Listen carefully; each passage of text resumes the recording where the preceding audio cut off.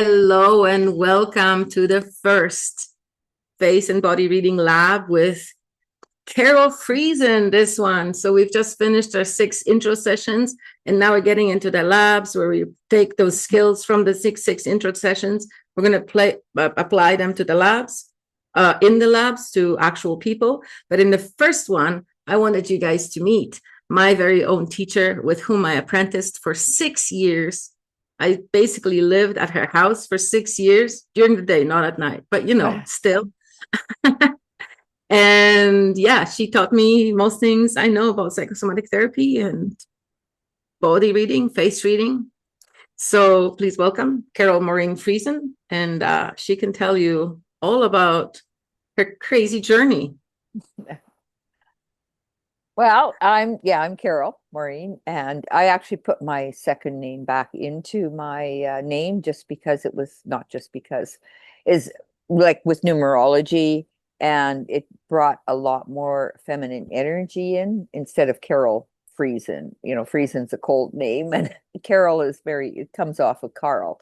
So I always suggest everyone to actually look up their name and what it means and why you were given that name. So it's really important. That's part of who we are is the soul wants to hear its name, right? I mean, it's something, even in numerology, they say not to even have a second name, go with the first name. And so, yeah, there's, so much to learn, right? And I do teach psychosomatic numerology and galactic signature blueprints through cosmology or the Mayan calendar. So those are getting into some higher stuff, but the most important is this vehicle, right? And so I actually on my journey, I'd read the Celestine Prophecy back in 1999, I think it was 98, 99. And I thought, oh, I got to go on my spiritual journey.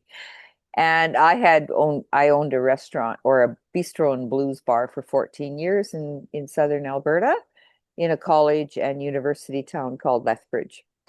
And so I thought, and it was right when those Gothic years were coming in, everyone was wearing black and black nail polish and black lipstick. And I says, oh my God, 42, I don't need this anymore.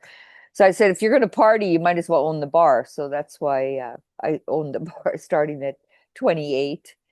And yeah, so I sold it in 1999. I says, okay, I better go on my spiritual journey. So I took a year off, and then I wanted to go to Peru to, take that journey, through the Celestine Prophecy. And I'd found this woman that was doing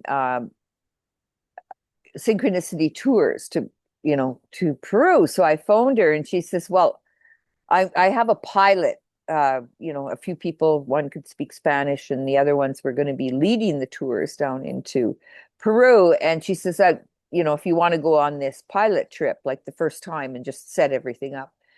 And I said, sure. And so, anyways, she also then after that, she asked if I would promote a workshop in Lethbridge, which was called Messages from the Shambhala. And so I said, okay. So I started, doing some articles with the local newspaper because I was very connected because of the blues bar. And so, anyways, we put out some few, posters and ads and stuff like that. And then I had one call, and this woman says, well, what's a Shambhala? And I says, hell if I know, I guess we'll find out, because they do talk about it in Celestine Prophecy. And so, anyways, there was a snowstorm, and the plane went the wrong, up into Edmonton. So then the workshop was canceled, and I thought I better go see this, this man that's coming from Australia. And so he drove into Calgary, which is what, 2.5, 3 hours, whatever. And so he there was this funny little man at the front of the room with a long white beard and long white hair, East Indian looking guru. And as soon as he looked at someone, he could read right through them. And I says, whatever that man can do, I'm going to learn. And so, needless to say, I signed up for his whole training. And face reading was great. First day, it was, oh, wow, I don't even have to be a rocket scientist because my forehead isn't that big, right? And I'm supposed to be more here working in the emotional field. And so that went well. And then the next couple of days, we went into what's called body mind analysis, where you actually read the whole body and every mole and ripple and everything else. And it was like my soul said, whatever you haven't dealt with, we're going to deal with it now. And when after the few days of reading, we're paired up with another person, we're reading each other as we're learning, and he's teaching and he's reading, of course. And so you have to put it all together to do a report and read it to the class at the end of that part of the training. And it was coming, we were given an hour or whatever to write up our reports and put the whole thing together and summarize it in a few paragraphs. And I had nothing. I froze, but I went completely numb. And I froze because there was nothing on my piece of paper. And the more I tried, the more I couldn't bring my thoughts together and get it down on that piece of paper. And then it was time to start reading to each other. And we were the last pair to get up and to read to each other. And it was getting closer and closer. And he looked me in the eye because I guess I must have been terrified. And, he turned red. And anyways, I just burst into tears. And I cried out 42 years of pain, resentment, and fear of being caught, like you're caught in school, that you haven't done your homework. And my whole body poured in sweat. And it was like thousands of rubber bands cutting inside of me, and released that energy out of the issues in the tissues. And what happened, I went whirling back to grade 2, where I had been wrongfully accused and cheating in a spelling test. And that held me back my whole life. And it was in the subconscious mind. And then, yeah, it was just like all through high school, like school, I was the class clown, the tomboy. I would put on weight. I needed glasses because I didn't want to see the blackboard. And in those days, they put the dummies in the back of the class, right? The so-called dummies. And even though I would get 90s and 100s in geography and biology subjects I loved, I would always get 50R, which is rewrite, or they just barely pass you in English. And it was because of wrongfully accused in that cheating in a spelling test in grade 2 in a one-room school, So this Janet beside me was talking to me, and I told her to be quiet. And the teacher pointed at me, and I got the strap for it, right on the solar plexus of the hands. And the shame, as a, 7 or 8-year-old little girl. But that can hold us back all our life. That, it's fairly traumatic. And that's probably not so traumatic as a lot of people have been through in their life. But like, Princess and the Pea, even a small pea can be huge for a child. And when we can recognize that within ourselves and let that go, and it lets it go, like I say, the rubber bands, like a golf ball, you cut into it, it just snaps. And those are tensions because it takes a lot of energy to hold back something we don't like about ourselves or shameful about ourselves.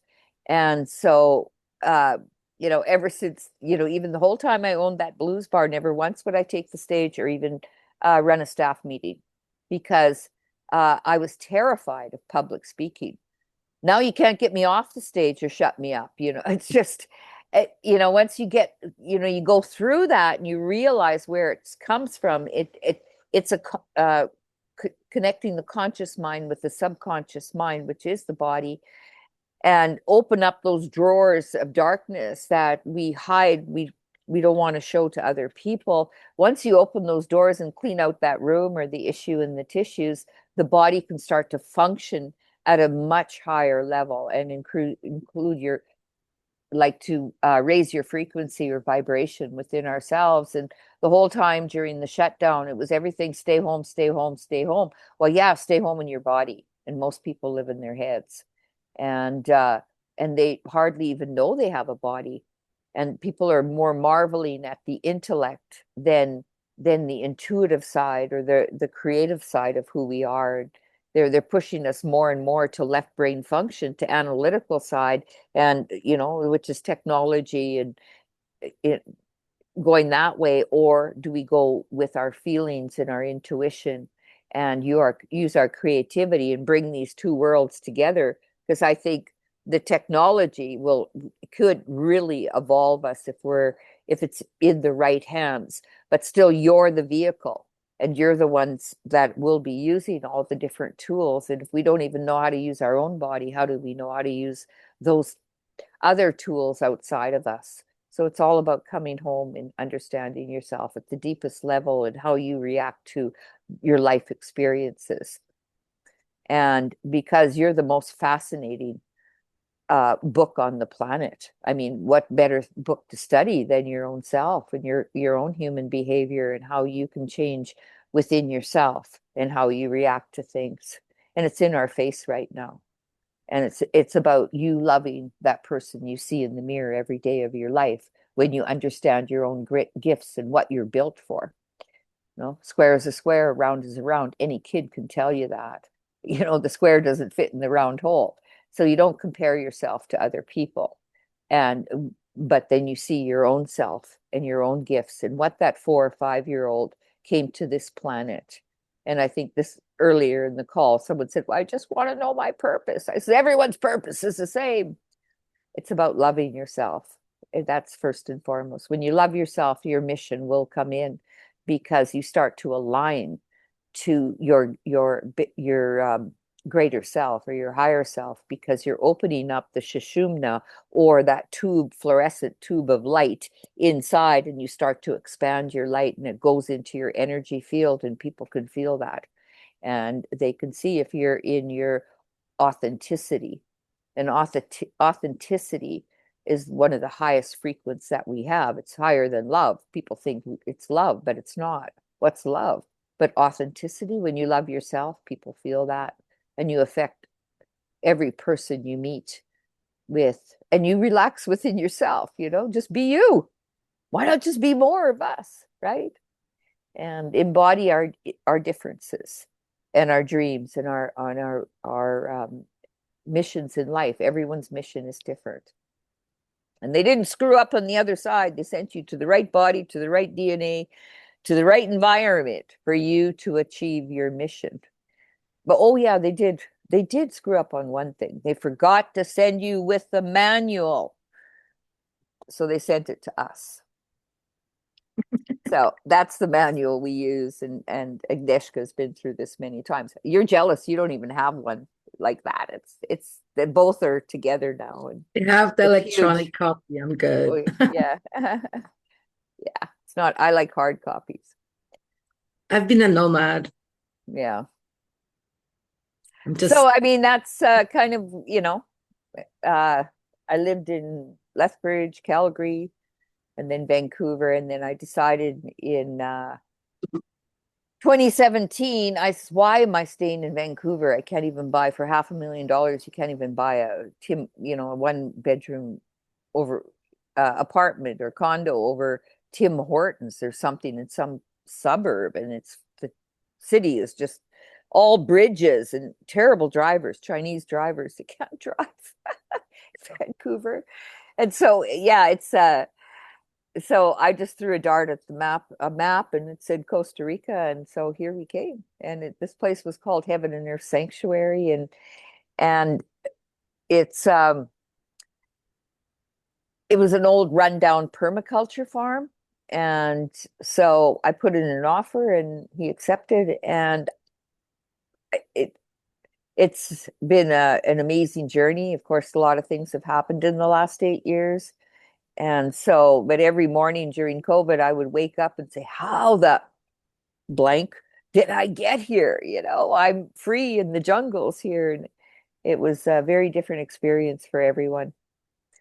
through this, depending where they live, and of course, how we reacted to all the things that are happening. So yeah, so I've been here ever since, and it's the most amazing place to come to. And even, as you're going through it, let's say a 2 week, I do a 14-day program, uh, coming, and I'm very limited. I only do 8 people at a time because it's very, very deep and very sacred journey. And to do it in the jungles, in the womb of Mother Earth is it's amazing how much the life force here is so strong that you're working with that energy, and it'll just move through you. And Mother Earth wants you to actually let go of all your shit and leave the fertilizer here in the jungle. We need that. and go home, and with a fresh uh understanding of your own self, and then you can understand others, like the flight attendant on the plane. I can't say stewardess because it's female, right? The flight attendant on the plane. You got to put on your own oxygen mask first, and then you can assist others. And so that's yeah, is that kind of long, isn't it? But now, enough about me. What about you people? You have any questions, or you want to know anything or understand, I should say? See, What Agnieszka. town in Costa Rica? San Jose? No, San Jose is the capital. I'm about 3.5 hours south up Mount Chirripó. Mount Chirripó is the highest mountain in Central America, and I'm on Rio Chirripó, which means eternal waters. So, which goes to the Pacific, and then on the top of the mountain, there's Rio Chirripó Atlantic. So it's like it creates a vortex, two salt waters bridged with a fresh water. So it's like a battery or an anode and a cathode. And we're also the center of the medicine wheel between North America and South America. So where the eagle flies and where the condor flies, then the white dove of peace lands in a country with no military, and we have no military. So Yeah. we're pretty balanced here. 12 hours of daylight, 12 hours of darkness, and we don't change our clocks.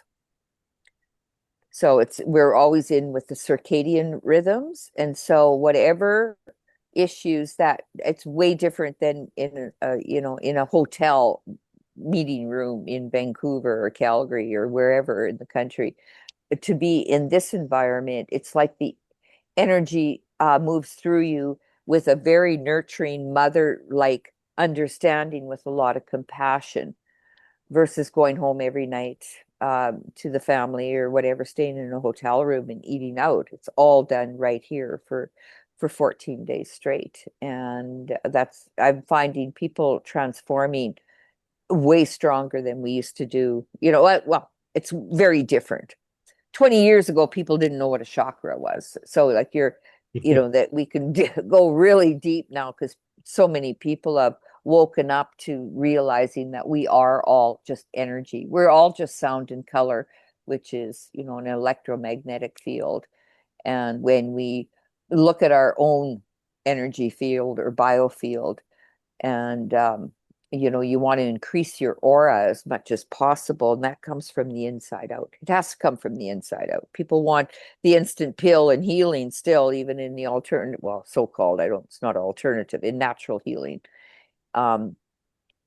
They want it there too. They want to use machines. They want to use this. They want to use that. But your body is the vehicle, and you're the driver. Most people aren't in the driver's seat.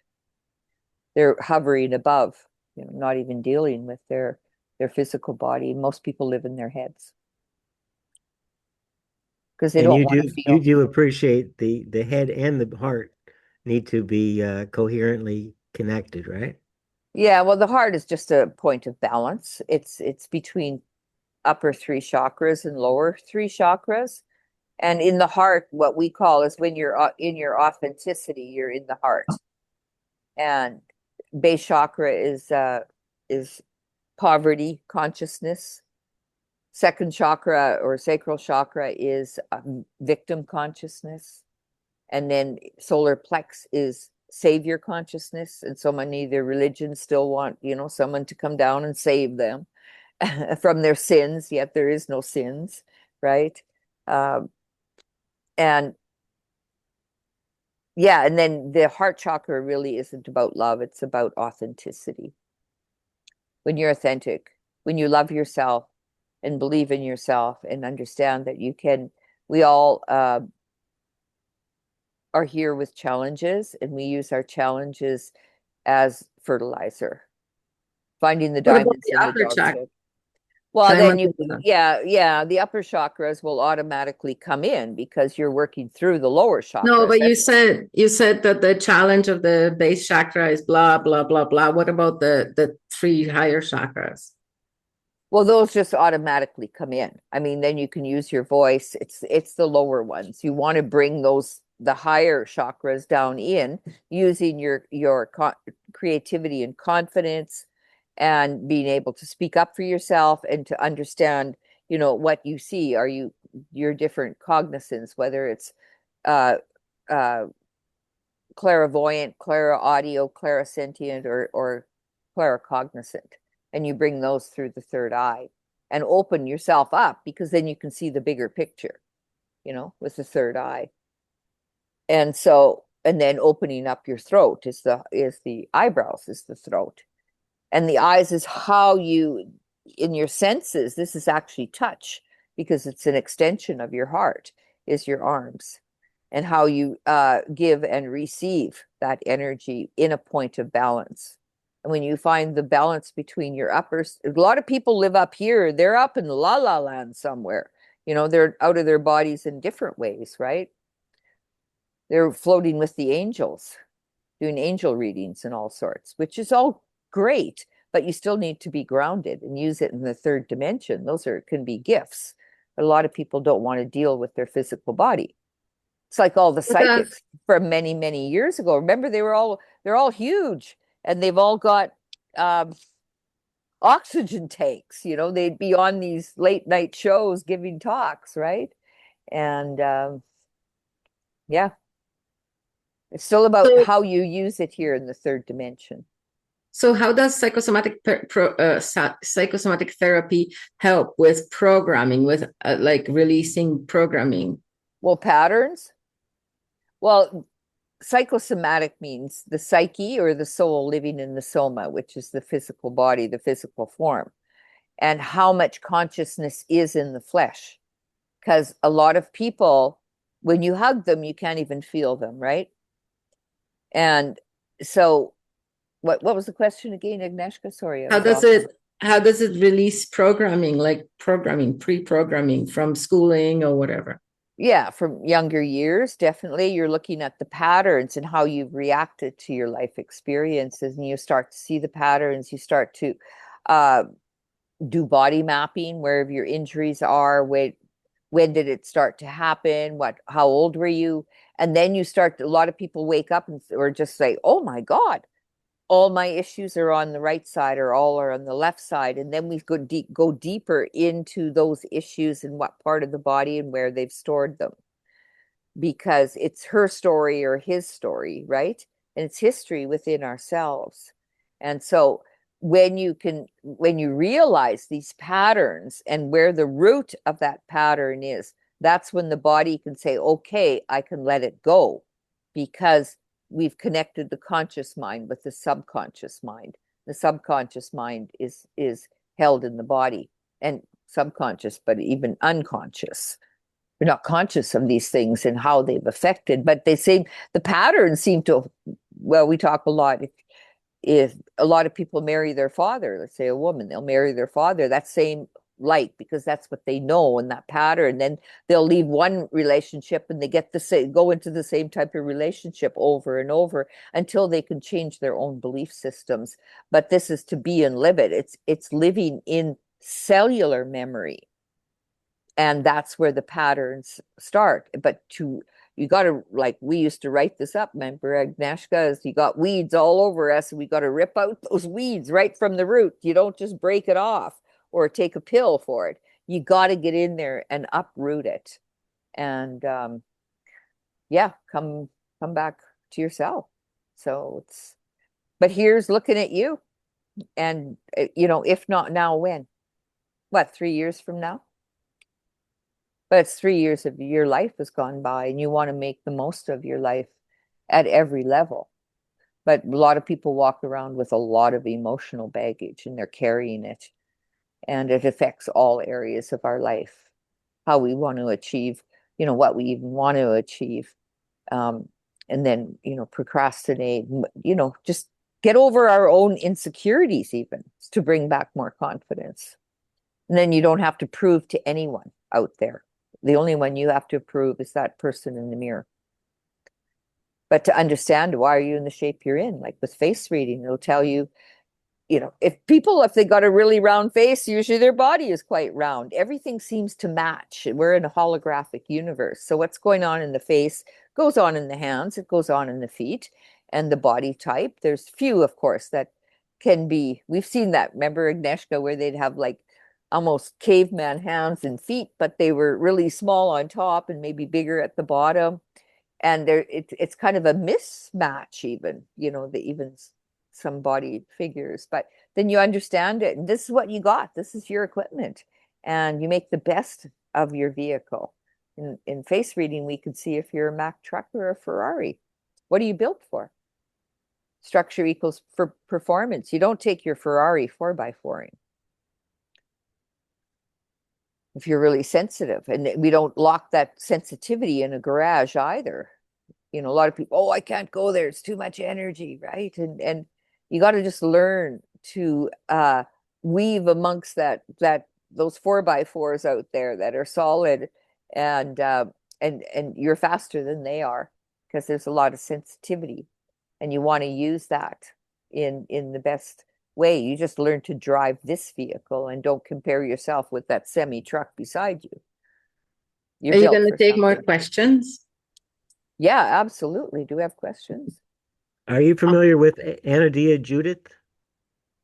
Yes. She's a teacher of chakra, and she used to say, we want to stop raising hell and bring heaven down to earth. Mm-hmm. Talking about the chakras. Yeah, that's cool, Barry. But what I'm thinking for this lab would be cool if somebody who has camera on would ask a question, and that way Carole can give you a little mini analysis and tell you what she sees in your face. Because, this is a face reading lab, not a chakra lab. It is, well, face has got all everything. The chakras. Oh, yeah. Look at you, Barry. There you go. And yes, I have met that lady. He's talking about the woman we used to do her chakra. Remember, on the big screen, we'd play the chakras, and she's a beautiful woman. I met her in Calgary Expo. I love that movie. Yeah, I have that picture. I have a picture with her. So, thank you for that. I have a Anybody little else? question. Hi, Natalia. Okay, so I've been learning how to read faces for quite some time now, and sometimes, okay, there are two types of people, I guess. There are people who kind of like very enthusiastic, and they want their face read, and they don't really need an explanation. They just kind of like curious. They want to know more about themselves.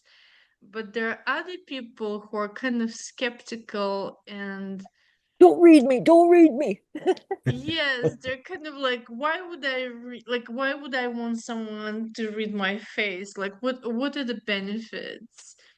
So what would you say to a person who has this kind of attitude? Well, I mean, a lot of people don't want to be read either. I always said there's two types. They run away, or they lean in. Read me. And I said, well, no, it's going to cost you a glass of wine. So I never pay for a drink in a bar, because we read faces all night. Yeah, I mean, I guess they just don't want to know about themselves and just let it go. I mean, either they're interested and they're not, and you don't have to convince them. And I says, why wouldn't you want to know about yourself? And I just keep it simple. Structure equals performance. And I just talk about bone structure. That's the blueprint of the soul, is the bone structure. And then how our life experiences fill out that bone structure. whether it's the body, the hands, the feet, or the face. And I mean, I just asked them a question back. Why wouldn't you want to know about yourself? Yeah. And you can I make like it that. playful. Yeah. Mhm. And it should be Carol, simple. what was the Mexican city where you had a sign on the beach, face reading, $25? Oh, And that you were in Hawaii. Yeah. Oh, that was in Hawaii. I thought it was in Puerto Vallarta for some reason because No. Natalia is in Puerto Vallarta. Yeah, you I'm could just put his little start sign doing up on it the beach again. and yeah, face reading. And people do want to know. A lot of people will actually hold, no, don't look at me. Well, keep going, right? Keep walking. Right. And yet most people do want to lean in. And And it's really interesting because it's usually, the people who are leaning in, they're the ones who have the eyebrows, those like really lovely arched, yeah, open eyebrows, and the eyes are very open.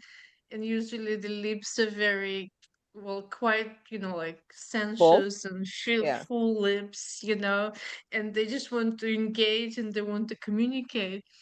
So it's a confirmation of what I have been learning about. It's sort of like they're open to be seen, where if someone's Mhm. pursed or piercing, their slit little eyes, well, they don't want to understand more about themselves because they're living their own hate, basically, really. I mean, a lot of people are, their own insecurities too. So I think we lost Agnieszka. Yeah. Hi, She's Carole got- Maureen. Hello. I I'm just Shane, got up for a second. and I have two questions for you before I invite you to read me. And there. the first one is, do you know a face reader named Kellyanne Andrews? No. Okay, she's in Victoria now. I don't remember Victoria, where? Victoria, British Columbia.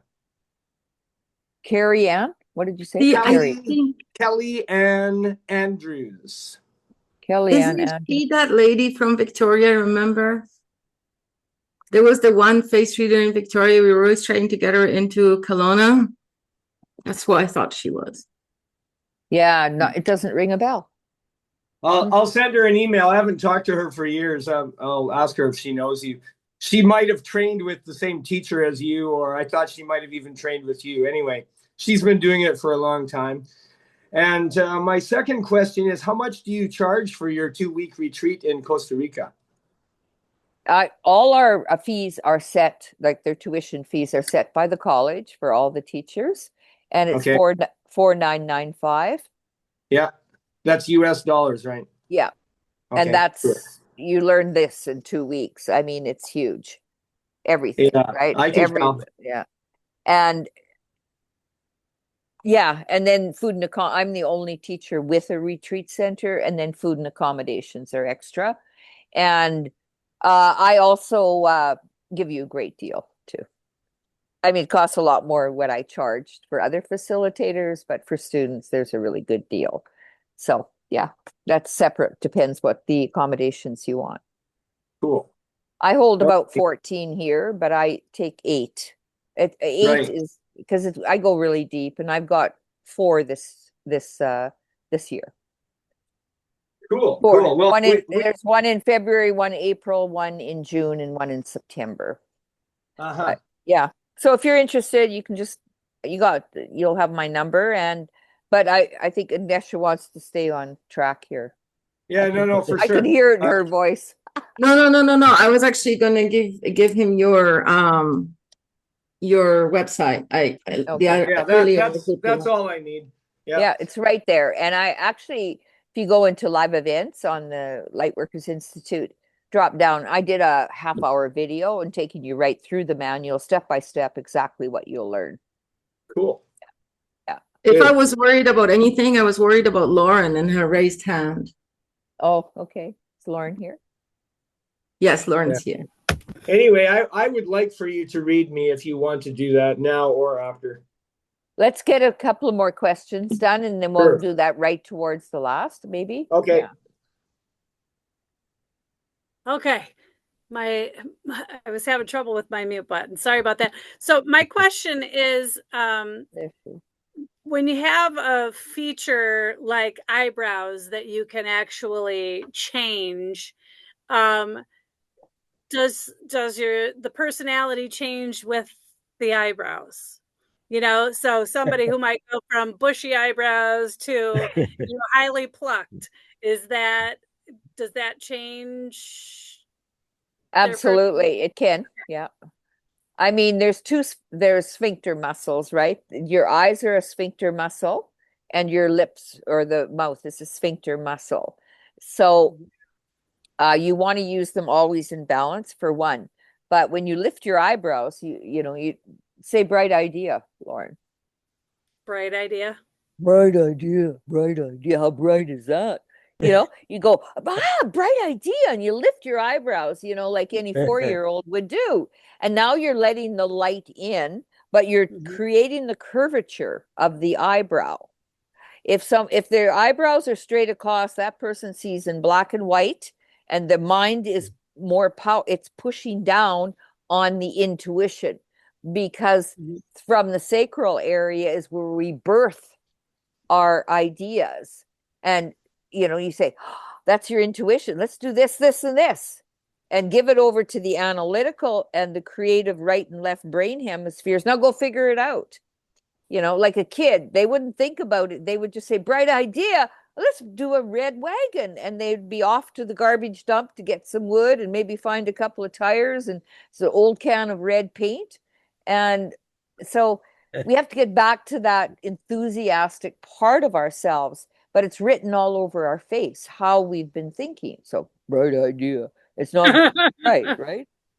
Yeah. And so I'm thinking in particular, I have a couple friends that, pencil in their eyebrows and they're like upside down U's, and they don't even look like eyebrows to me. And I think, oh my gosh, they could be so lovely if they just had some net, but I don't know why. Well, those are a devil do care attitude. And a lot of, when you think of the 40s, after World War II, and all the men went off to war and the women took over in the factories and were doing part of the war, industry, and they suddenly got paychecks and stuff like that, and all the men came back from the war and the women went back to be housewives, basically, and they had tasted that outer world. So what they did is pluck off all their eyebrows and they would paint them on, like looking ridiculous, like those arches that you're talking about. If they wanted to make a point, and that was their way of expressing, they couldn't speak it out, so they would do it in maybe their makeup with their eyebrows. Did they are conscious of it? Who knows? But it is called a devil do care attitude. They just wanted to say, Okay. Thank you. They got a taste of that outer world and a paycheck. But the thing is, if Lauren's friends were to have normal eyebrows that were like nice and pronounced and visible, they would find that people hear them better and that they communicate better, and that their words are not like falling empty into the abyss, but they're actually heard and received by other people. Yeah. Well, because the eyebrows frames out the eyes. It's like a painting, like a Rembrandt painting without a frame, right? And people do perceive you different, but you also, when you look in the mirror, you're seeing that also. And how they perceive themselves and how they express themselves, that expression. And people would listen to them more because they look more normal. I mean, you see some people that have tattoos all over their faces and earrings. How do you even look at their soul? You're looking at all the artwork all over them, right? Makes sense. Oh, Barry's having a laugh. Yeah, it's funny. Barry's an 8-year-old, a perpetual 8-year-old. Awesome. He's the most in touch with his inner child. He's also very much into sacred geometry, and we talked a lot about that in the earlier session with Agnieszka. is that your bone structure is all sacred geometry. We're all just mathematic equations, really. That's how light splits into the world and manifests in the flesh. You bet. That's right. Yeah. Yeah. A square is a square, a round is a round, a rectangular is a rectangular, oval is oval. And structure equals that performance. What are we built for? Instead of comparing ourselves to other people. And Heaven and Earth Sanctuary, he was the previous owner was the first facilitator for the Flower of Life, Drunvaldo Melchizedek. Oh. And so this place is all built on sacred geometry, and I kept that up. We've got a Vesica Pisces, which I call the Yoni Garden or the Vagina Garden. And it's got lipstick palms all around it because it's a genital area, right? And Bokansana trees in the middle. And I've got a copper pyramid I built here on an older foundation, just fixed up the foundation. And the main lodge is also on a Vesica Pisces. So you're in the womb of Mother Earth in eternal waters. So that's great.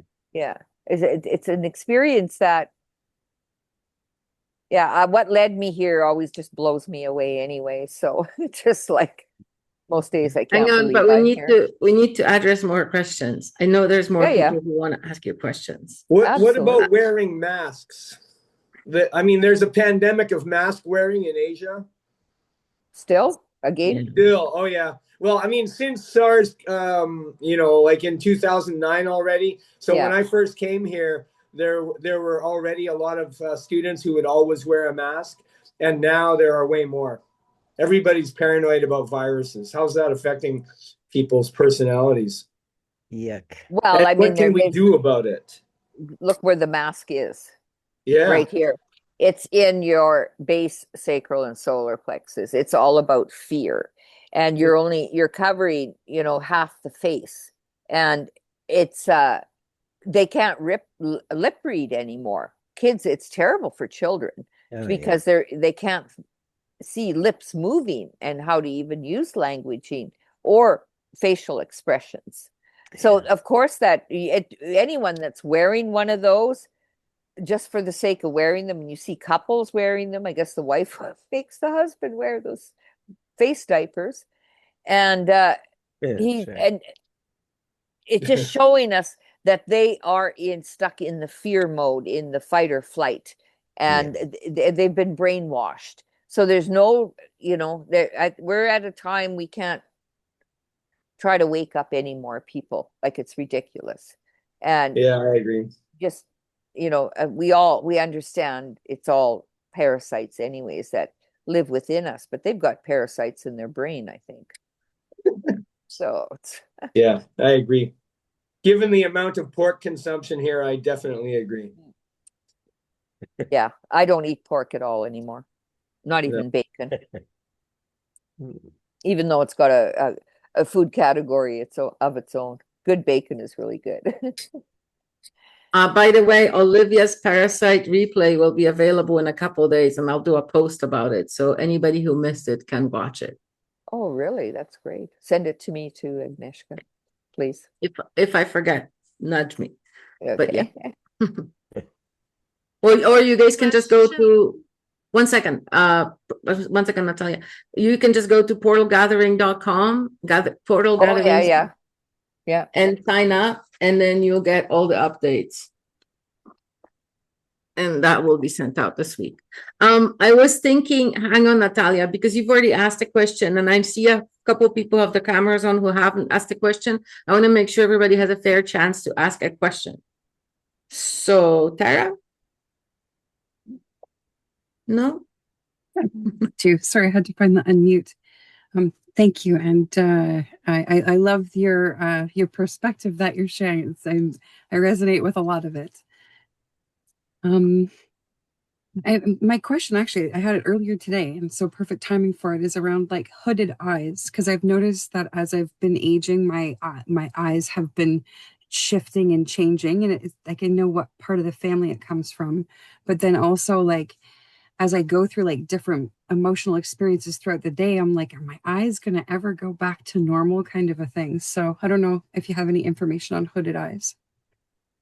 Well, that's like a heavy heart, basically. And Just turn sideways for a bit. Doesn't matter what way. Yeah, you might have some hair growing in on the side here, old belief systems, and what we do is wax that out, and it actually gives you an eye lift because your thoughts are too heavy and it's weighing down on you. And because you are a one of the like a divine feminine, you've got a very oval face, and that you aspire to higher things, yet you listen to other people's points of view, but the way you interact physically with people is with a lot of sensitivity. So then you might take a lot of things to heart. Wow. Okay. that's feels bang on and gives me a lot more questions and things to think about. But if I just take care of the hair, that will help. Well, you got to wax it, not shave it. And it's just, just even out the hairline. A lot of people, East Indians are going to be like this, right? And they're very narrow-minded then. I mean, it's just because someone's sort of thinking cap, and these become blinders because you're only seeing tunnel vision this way. As soon as you open that up, you open up your whole peripheral vision.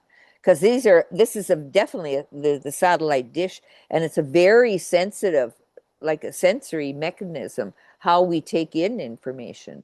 It's like we get rid of our bangs because these are all antennas, and you've got 1,000 radio stations tuned in all at once because there's a lot of static going on. So as soon as you want to clear your mind, you're pulling your hair back.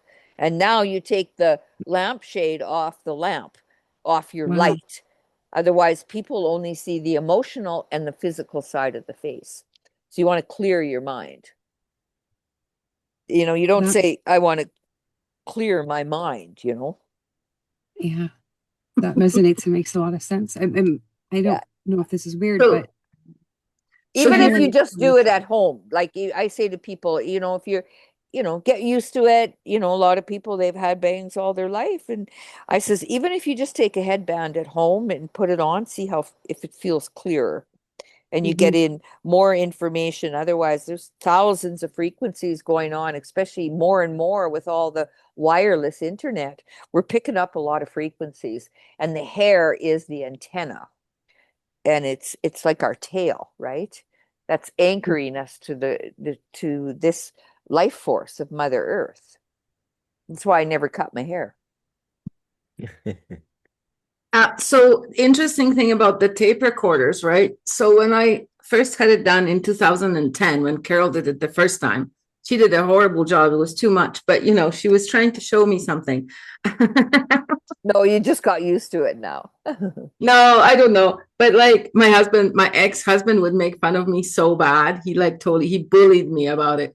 But anyway, so I had these tape recorders, right? Instead of this hairline here, it was going all the way in like this, like in a big triangle.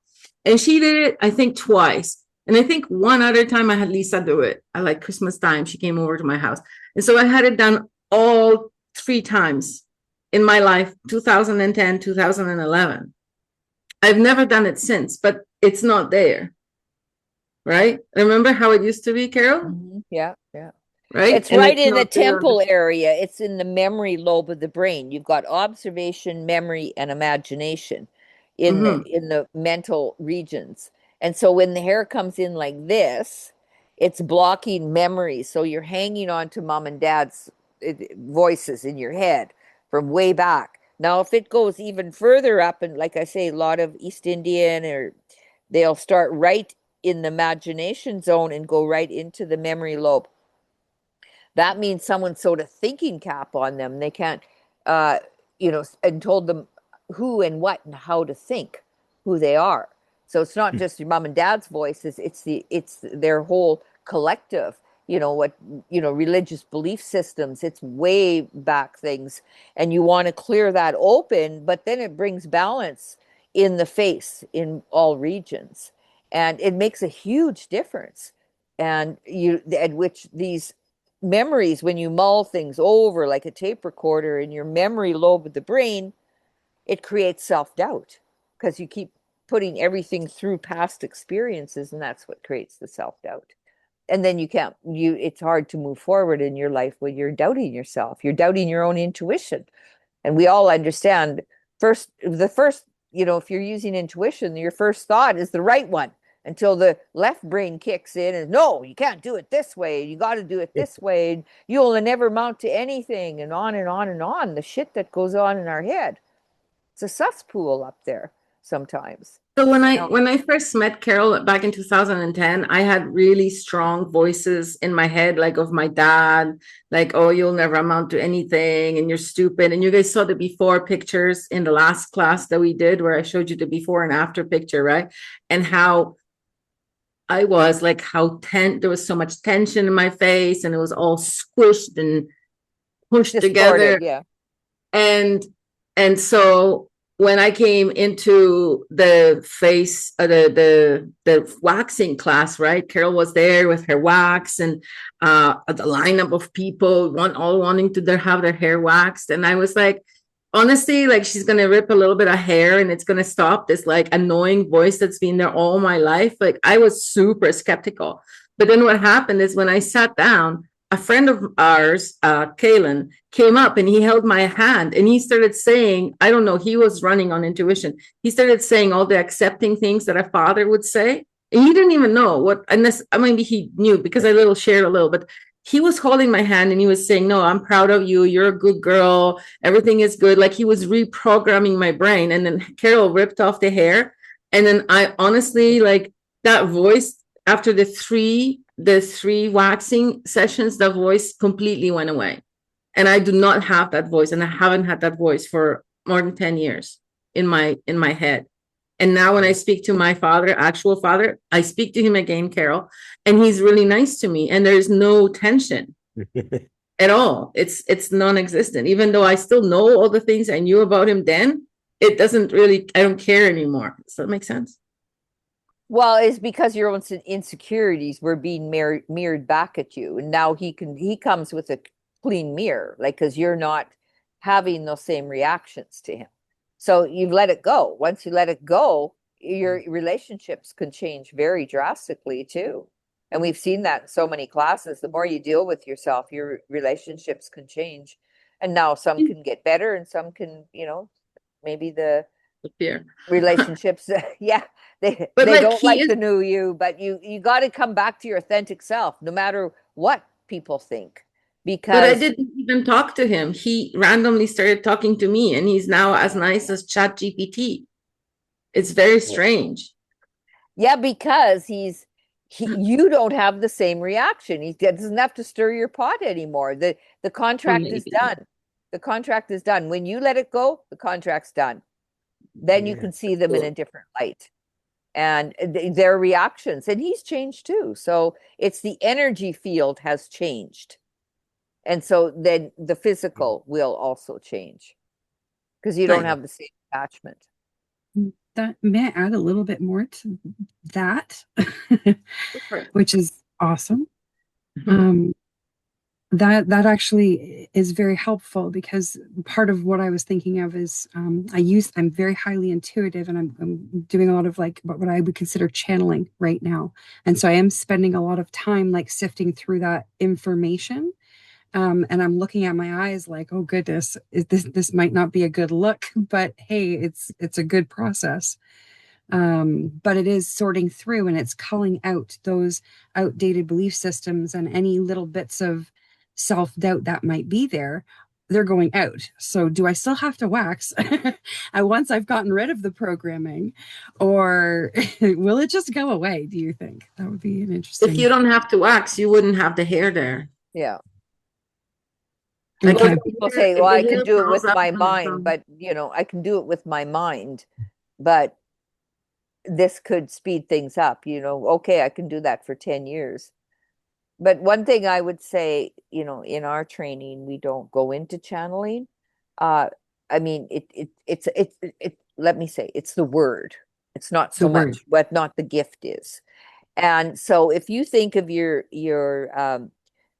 a channel for higher energy, so then you have to look at your transmedium level, right? How open are you in your crown chakra? Give me from 1 to 100. How open are you? I have no idea. I'm using the word channeling because of I don't have a better word for it, but I would say you're using your intuition.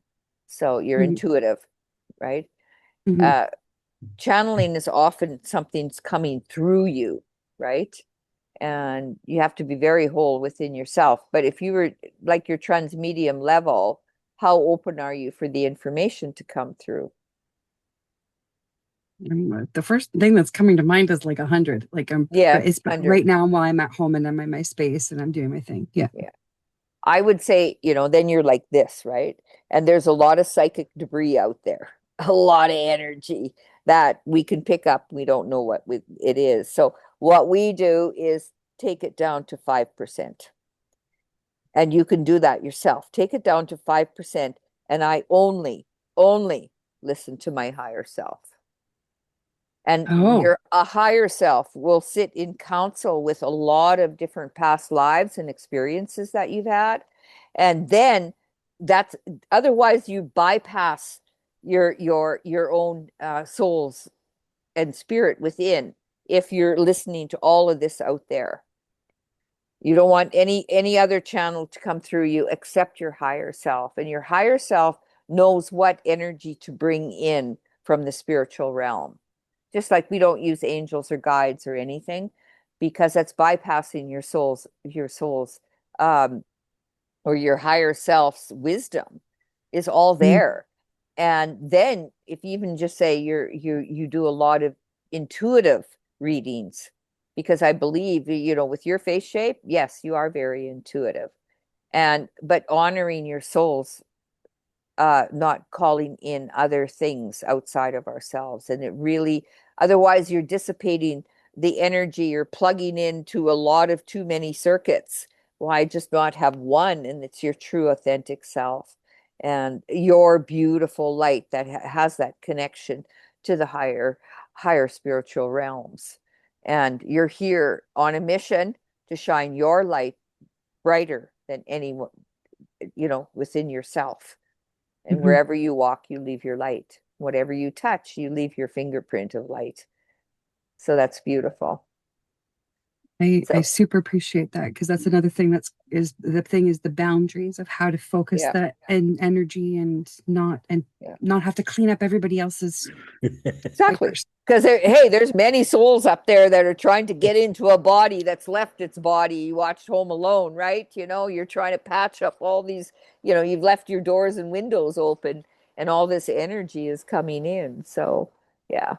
So these are little small things in shift in consciousness. And and then you start really honoring your full ignition of your light. You're fully ignited. It's endlessly helpful. Thank you so much.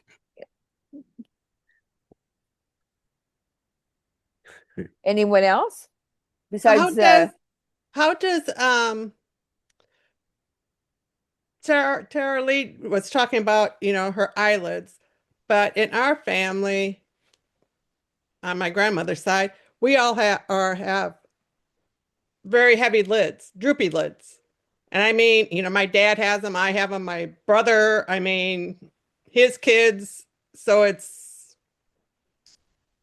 we inherited the droopy, heavy lids. Well, it's heavy heart, right? Because the eyes are the heart chakra, right? And it's how you see life. And there are characteristics that we pick up from our gene pool, but it's up to you to work through it, or each person to work through it. So those are things that you don't fight them or anything, but you start to understand why they're there, or ask why your heart feels so heavy. And it seems to come down in the lineage because I'm going to use the word I'm going to say it better. Sensitivity within the gene pool. I was going to say a weakness within the DNA, but a sensitivity in the DNA, because I don't think we have weaknesses. We have strengths and we have sensitivity. And most people don't want to address their own sensitivity because sensitivity is weak. Don't cry, don't do this, right? And there could be a lot of uncried tears too, because you've always listened to the mind and you want to be strong. You're a strong woman, I can tell that. It's in your voice tone. And it's a beautiful quality, but we got to honor every part of ourselves and the different characteristics that we do have. And you're in the right DNA to transform that, or at least to start addressing it. And if you heal it in yourself, it'll heal for 7 generations, right? Backwards and forwards. Yeah, 8 generations back and no, is it the other way? 7 generations back and 8 generations forward, even if you don't have children, because you're affecting the DNA. You're doing it for your ancestors, but even in the future, I have a lot of nieces and nephews that are very impacted by my life because I'm weird Auntie Carole, but they all love me for that because, or they phone me. Auntie Carole, don't let my dad get that vaccine. I said, well, it's his choice, So yeah, there's, they see us differently and they start to change and they wake up in different ways. So, we're all examples, even within the family units. And seems to be one like woke person in each family. Awake, I should say, not woke. Can't use that word. Awake person or a black sheep. Well, my younger brother isn't vaccinated, but I'm the only one that's totally speaking out about everything. So it's just we're all, one is I say we're the chosen one, but I wouldn't say that is that we are the ones maybe working on our own DNA from a different point of view, that even all the siblings are doing it in their way, and maybe they're there just to piss us off, probably, or challenge us. Can I ask you about grief? A person doesn't want to wallow in grief, so how does the body deal with it if the mind is saying not going to go there? Well, grief is held in the heart, in the lungs, really, and the lungs holds grief, and it's one of the most deepest emotion that we can go to. It's grieving of not just another person. We always say grieving is that, but we can even grieve our old self, and as we change, and there's parts of us that we have to let go of too. And so grieving can affect us. It's one of the greatest teachers there is, to have that depth that goes deep within our own selves, within breath of life, even where the lungs is held, right? So is that what you're talking about? Or? Well, if you go into grief, if you let yourself go down into grief, it could be paralyzing. Yeah, because it's numbing. You're numbing as much as possible. And it's like a freeze, like there's fight or flight, but there's also freeze in the nervous system.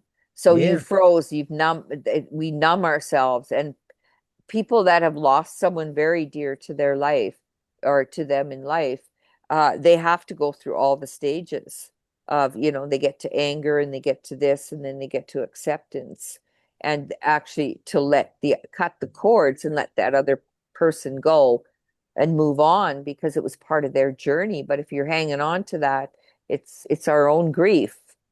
It's our own sadness that it's not there anymore, that other person or whatever it is, right? Or that even our old self, we can grieve it. I mean, I love that person that ran that bar. Like I say, if you're going to party, you might as well own the bar.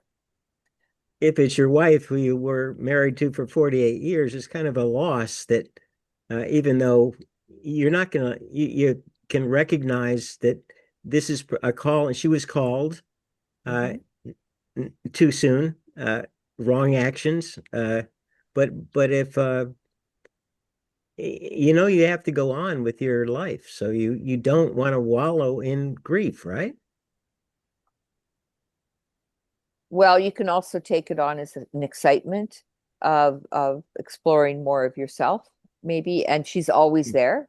48 years, she's always there with you, and she would want you to continue to live. And look, you're here. You're in this with all these wonderful beings. It's just a different experience, and you're still growing within your own life. And to celebrate that And I think you're the class clown here. You know, you bring so much humor and into the, Where are you your know, goals? well, and you're showing other people, you know, every person you relate to, you show different parts, and they love you for it. If you want to, they love your reaction to you, I should say, because you can't love another person, but they love your reaction. And I think you're exploring another part of yourself, and you can still have that beautiful woman in your heart, and understand that she will always be there because it's your experience, and it's Yeah. her experience. She's had you for that period of time too, to enjoy each other's through this life experience.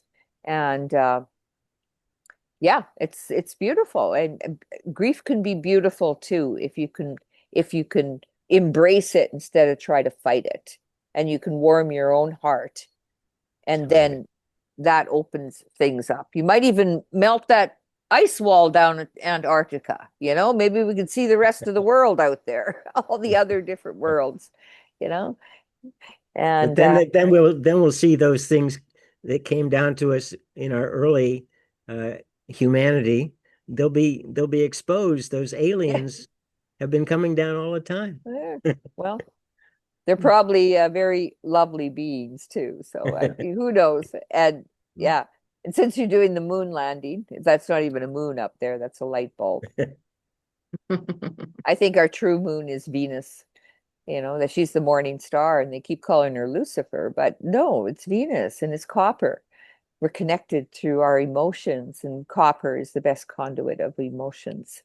Most people are missing copper, and copper actually is regulates the menstrual cycle. So that menstrual cycle should be an orgasmic time, so should childbirth, if we were connected to Venus, versus that thing up in that light bulb that, you know, that never changes. They just call it the other side's the dark side of the moon. But yeah, but it always looks the same, and it's just a reflection of the earth. I think it's just a mirror. Anyways, there's so much technology that we don't even know about, and us little humans are just trying to find out what our faces mean. Oh my, could I ask you about Silver? Silver's going to the moon right now. Hang on. No, you can't, because this is a face reading lab, not Barry's chit chat session.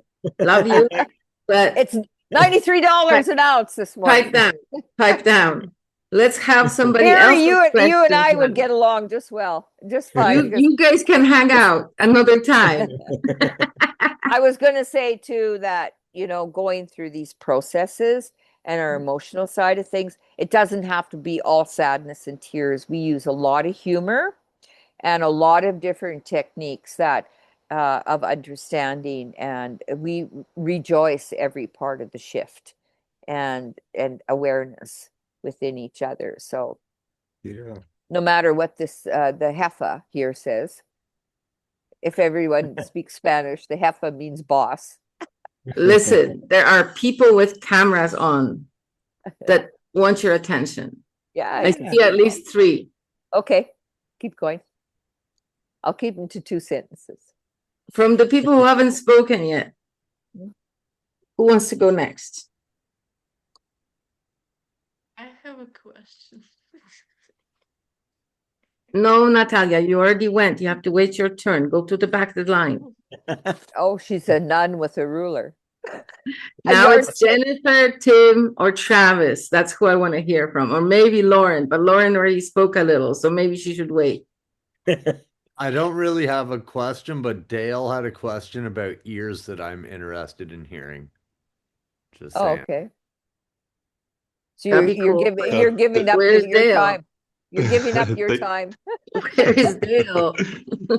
I give my time too. Thank you very much, Travis. I appreciate that. My question wasn't about my face, but it was about yesterday. I was hanging out, and a group of us, I was hanging out with these women, and we were like, let's go get some foot massages. I'm in Thailand right now. So we went, and I just started face reading the women who were giving us the foot massages. And one lady had something in her ear, all right, or just like a little bit of a indent. So I asked her how old she was, and she said 57. So I was like, did you have something traumatic happen at 28? And she's like, no, no, I can't remember. It's so long ago. And I said, well, maybe 27, 28, 29. And after about a couple minutes, she said, oh, my mother died and my brother died within 5 months of each other when I was 28. And so my question was, it was on her right ear. Uh-huh. And so I was wondering if you had anything to Where, say like about a that. line or like an indented line, like a It river? was like really indented. Like she had like her ear was like just perfect, except for right here, it had very little flesh and it was an indent right in the middle. Oh, So that's yeah. why I guessed 28 years old. She said, yeah, she lost both her mother and her brother within 5 months. So Jeez. Yeah, I was I thought thinking that it was was interesting. what came to But my mind is something was clipped from her life, right? And yeah, okay. yeah, and it's in the Mhm. bottom more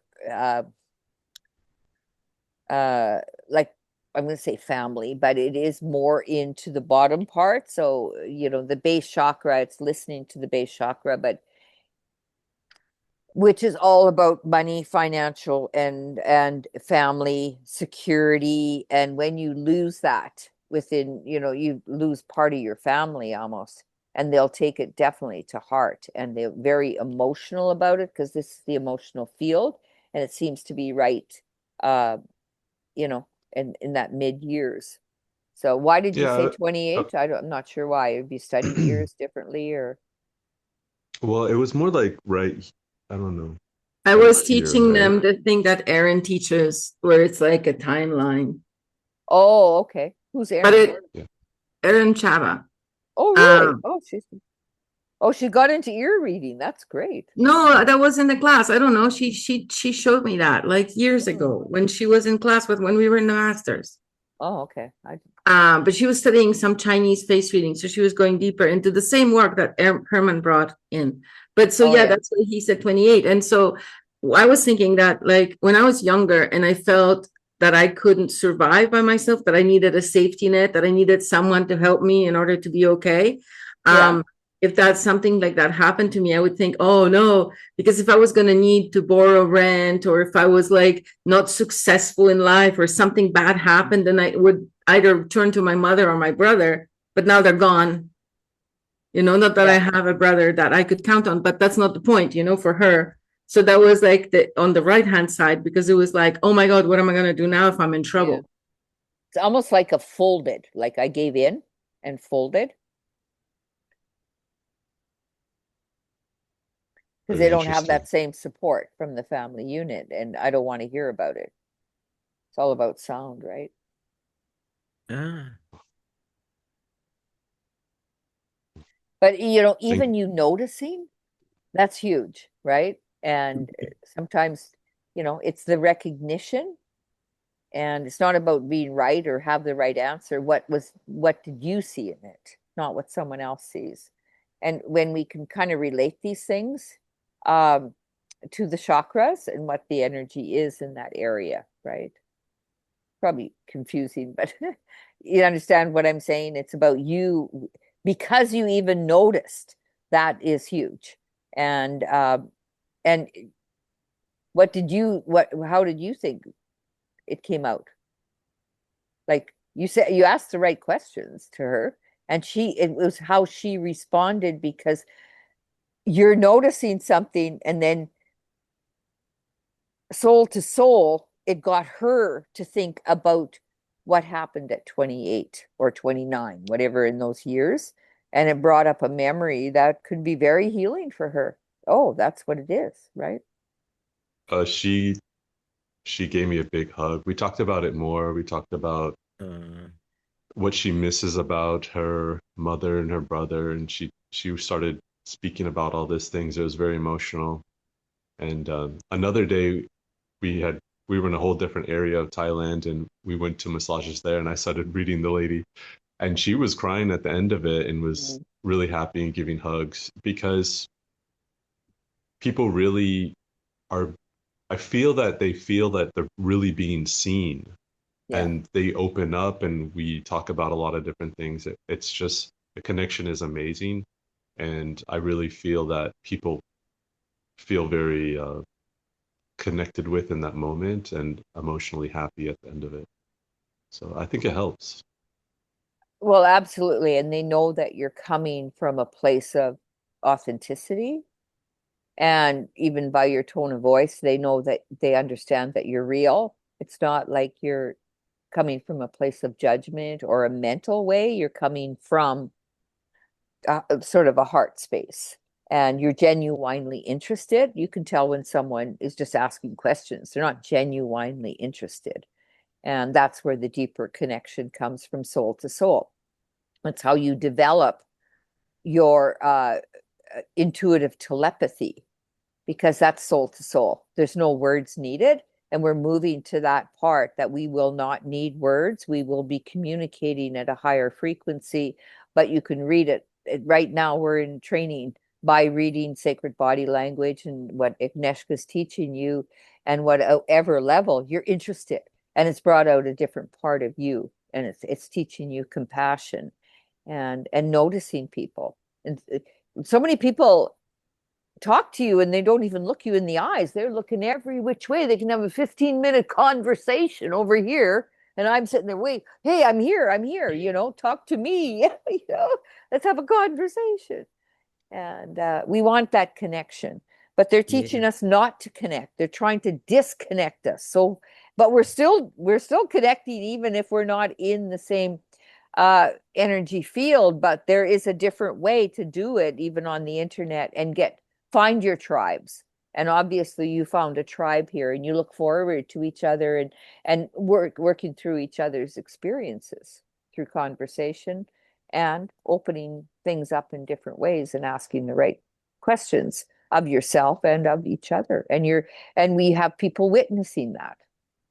And sometimes we need that witness too, like just to be seen and to be able to express that. So you're not just doing it by yourself in a dark room. Nice. Thank you, Carole. Anybody else?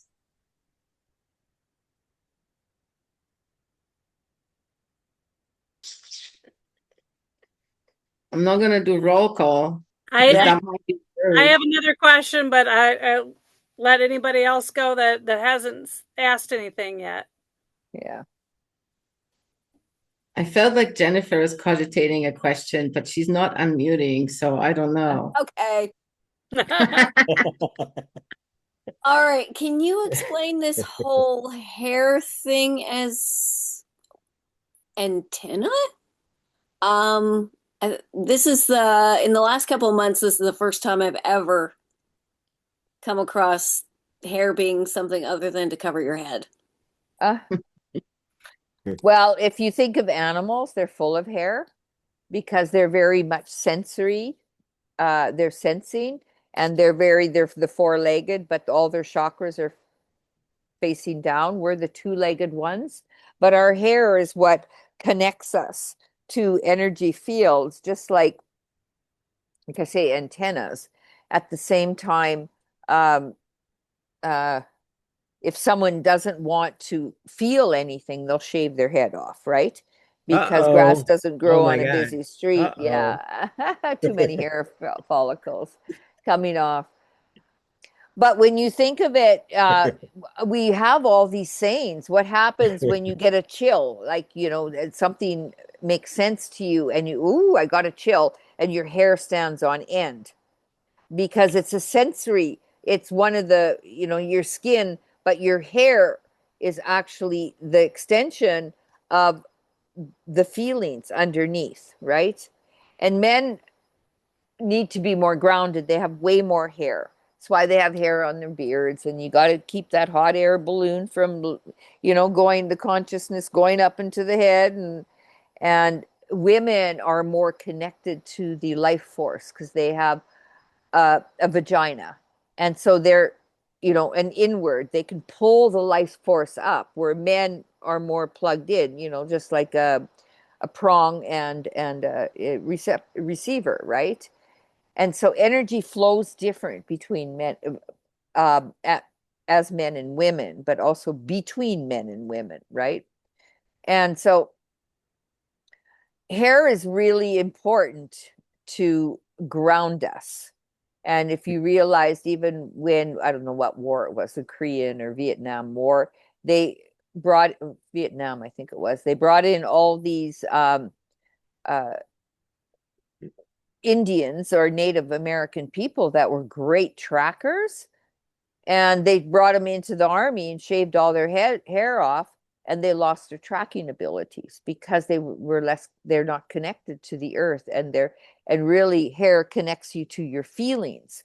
So that's why if I get on a computer, I can't stand my hair down, because it's harder for me to get into my head. And even in the hippie years, the men were growing out their hair long because they wanted to feel love more. They wanted to get into that compassion more and get into their feelings, their divine feminine side.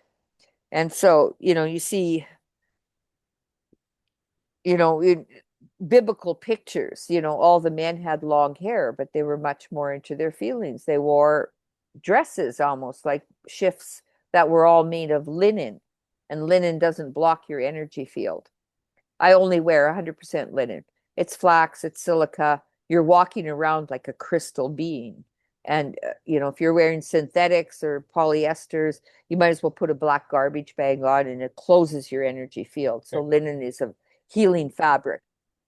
So just like the more we can get back to our natural being and allow your hair to be that sensory, it makes you more feminine too when your hair is long. Because it's connecting to your emotion, to your body itself. As soon as I take my hair all off, I have not lost the connection, but lost a lot of the connection. So the more you cut your hair off, the more it's like cutting the whiskers off of a cat, because it's a sensory, it's how they maneuver through life through their senses, right? But isn't it, so I was talking to my buddy Dennis, who's got hair all the way past his bum, and he said it's like a circuit that connects all of his chakras. So it, like having the hair past his tailbone ensures that the circuit is closed and that information can move directly from his root chakra to his crown and through the antennae. Yeah, it's an extension of your spinal column too. And your Ida and Pingala, how this goes up and then creates the Sushumna, and then the Kundalini can come up through you. But you got to have your Ida and Pingala, the masculine and feminine side of the chakras, in balance for this to open up the Sushumna. And that's connecting the life force and the light source. So these are all equipment that, certain things you can do, whatever you're comfortable with, to change within yourself to find that deeper connection. I would never cut the whiskers off my cat. I agree with that statement. I have a follow-up on the hair question, actually. So I have long hair, and it was brought to my attention by another person in autonomy earlier this year that hair acts as an antenna, and then it can pull in kind of like the energy around you, or whatever that energy is. It can like tarnish you or uplift you depending, right? I was wondering if it can also be like a transmitter, because when I go to concerts, I throw my hair around a lot, and it seems to draw people to me. I don't know if it's maybe I'm just expressing my energy and that's what draws them. I don't know if there's a correlation, but I'm wondering if hair can be like throwing energy out as much as receiving it. Well, there's always giving and receiving, right? But it's also, you would be more approachable with long hair than if your head was completely shaved. And there is definitely a softness about you, so that the hair creates, so they would be more drawn to you, right? And they would be more emotionally drawn to you than mentally. If you were shaved, they would be drawn to you mentally.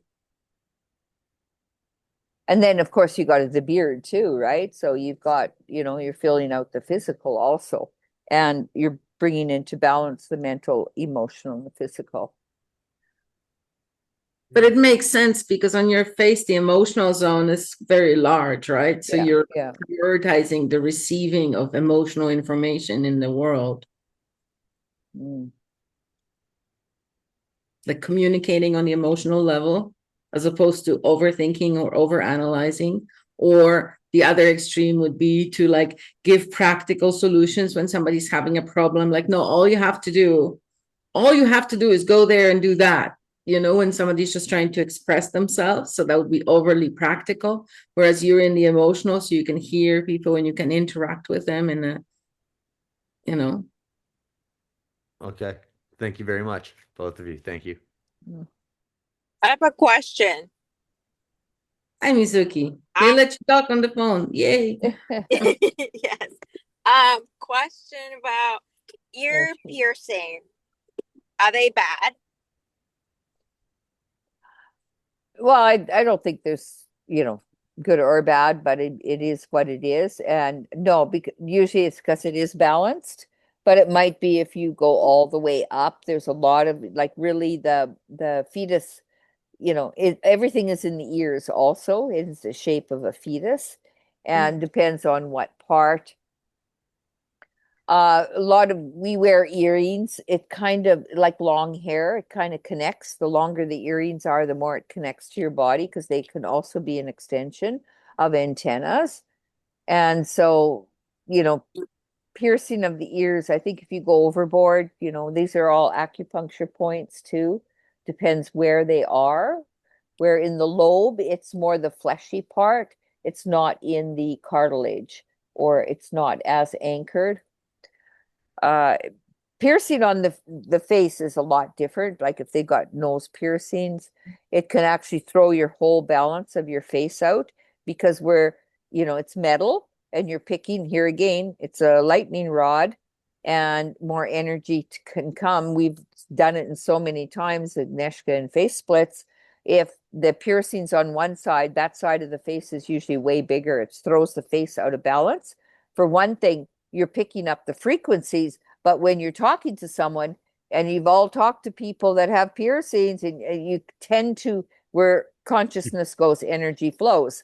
So you're looking at the piercing more than their eyes.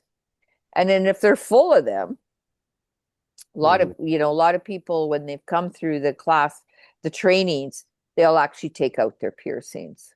I had one young girl and the mom had been through the training. She says, well, I'm not sending you to college or university until you go through this course or this training, because you got to figure out who you are first and what your gifts are and what you really want in life and understand your body.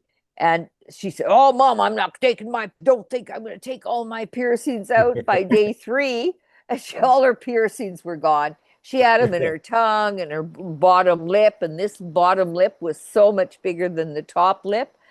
And then I was back in that town in Saskatchewan, maybe 2 years later. Anyway, she came and repeated the class a couple of years later. We did another face split on her, and all the tissue on her face started balancing out. Her lips were balanced. Before that, the bottom lip was way bigger than the top lip. Because it's drawing in that energy. And she took it out of her eyebrow. And I think she had one of those bull horns in their ears. In their nostrils. And, it just depends, you want things in balance. So ear piercings, it's kind of balanced unless it goes out of balance by having maybe one ear having about 15 piercings and this one might have 3, right? It's thrown everything out of balance. So everything in life is about coming into balance within yourself, first and foremost. Is that your new puppy? I'm sorry, what was it? Oh, I'm talking to Agnieszka, if that's her new puppy. That's my new puppy. Oh, your birthday puppy? Oh, she's a doll. No wonder you love her. Oh, really? It's a boy. His name is Tino. What does that mean? It's from the word Tinariwen, which in a type of Arabic means the desert. Because look at his coloring. He's yellow and white. Yeah. Orange or yellow? Orange, I don't know. I saw some pictures of a orange dog good. Orange dog good because you have an orange cat. I know. Orange cat good. He's got some orange. Travis knows what I'm saying. There's my baby. Should I put on my Trump hat? I also have an ear question, if I may. Absolutely. Go for it, Lauren. Okay. So my daughter's earlobe is kind of flat on the bottom. I actually have a picture, but I don't know if I can share. Can I do that, Agnieszka? Go for it. Hang on. Let me press the right button. There you go. And then do I just go to the picture? Turn off for a minute. Yeah, I'm here. I'm just going to turn off for a minute. Good. Okay. I mean, not turn off, but just my camera. I have to sneeze. Okay. Can you see this? You're not sharing yet. Oh, how do I do that? So press the share button at the bottom, the green share button, and then you have to press it one more time. Press on it. Oh, the share button, and then click on the picture, and then push it. Share, and then push the button on the click on the picture. There we go. Let's see. Okay. Now I'm sharing. Hold on. Okay. And here we go. Can you see it now? Yeah. Yes. So I've always been curious because her earlobes are different because they're flat there on the bottom, and I'm just interested in knowing if that's what if anything that means. Well, what I'm seeing here is are the earlobes attached or no? Or they hang free? I don't know. Okay. Well, it doesn't. Yeah, that's just one more layer to it. But what I'm seeing in her, that earlobe matches her jawline. And she's flat, practical, square, down to earth. If she was going to build a garden, she said, we don't need to plan it. Just give me a shovel. Let's do it. And she's very practical in nature. But she's highly she's Clara audio, because that inner cup is way stronger than the outer cup. Clara audio, meaning even her eyebrows are kind of straight. Okay. Agnieszka, what do you see? I see somebody who is probably a creature of habit and likes to do things the right way, and she probably has a right and a wrong way about things. Like even when you do things, Lauren, maybe she tells you that it's not the right way or something like that. Because there's a definite squareness. Let me see if I can show you here. Yeah, it's not. She's very square. I can't see if she's very square. They're attached or not. Yeah. So is she like an accountant or something like that? Pardon? What's her job? Is she like an accountant? Oh gosh, she is like a hippie. She is, she's way into music. She loves 70s. Like she's an interesting character. And I don't know. I was just curious. So thank you. We're reading a lot of other things, like her hairline. I'd wax that out and round it out and take out that little bit of the widow's peak in there. And we have the same. She's very, very cheeky. I mean, that's what I see. The prominent feature is her cheeks. And when she does something, she'll do it with a very nurturing capacity. She's very nurturing in her. She doesn't even her cheekbones aren't that high, but the cheeks are the breasts. Yeah. So that's the nurturing.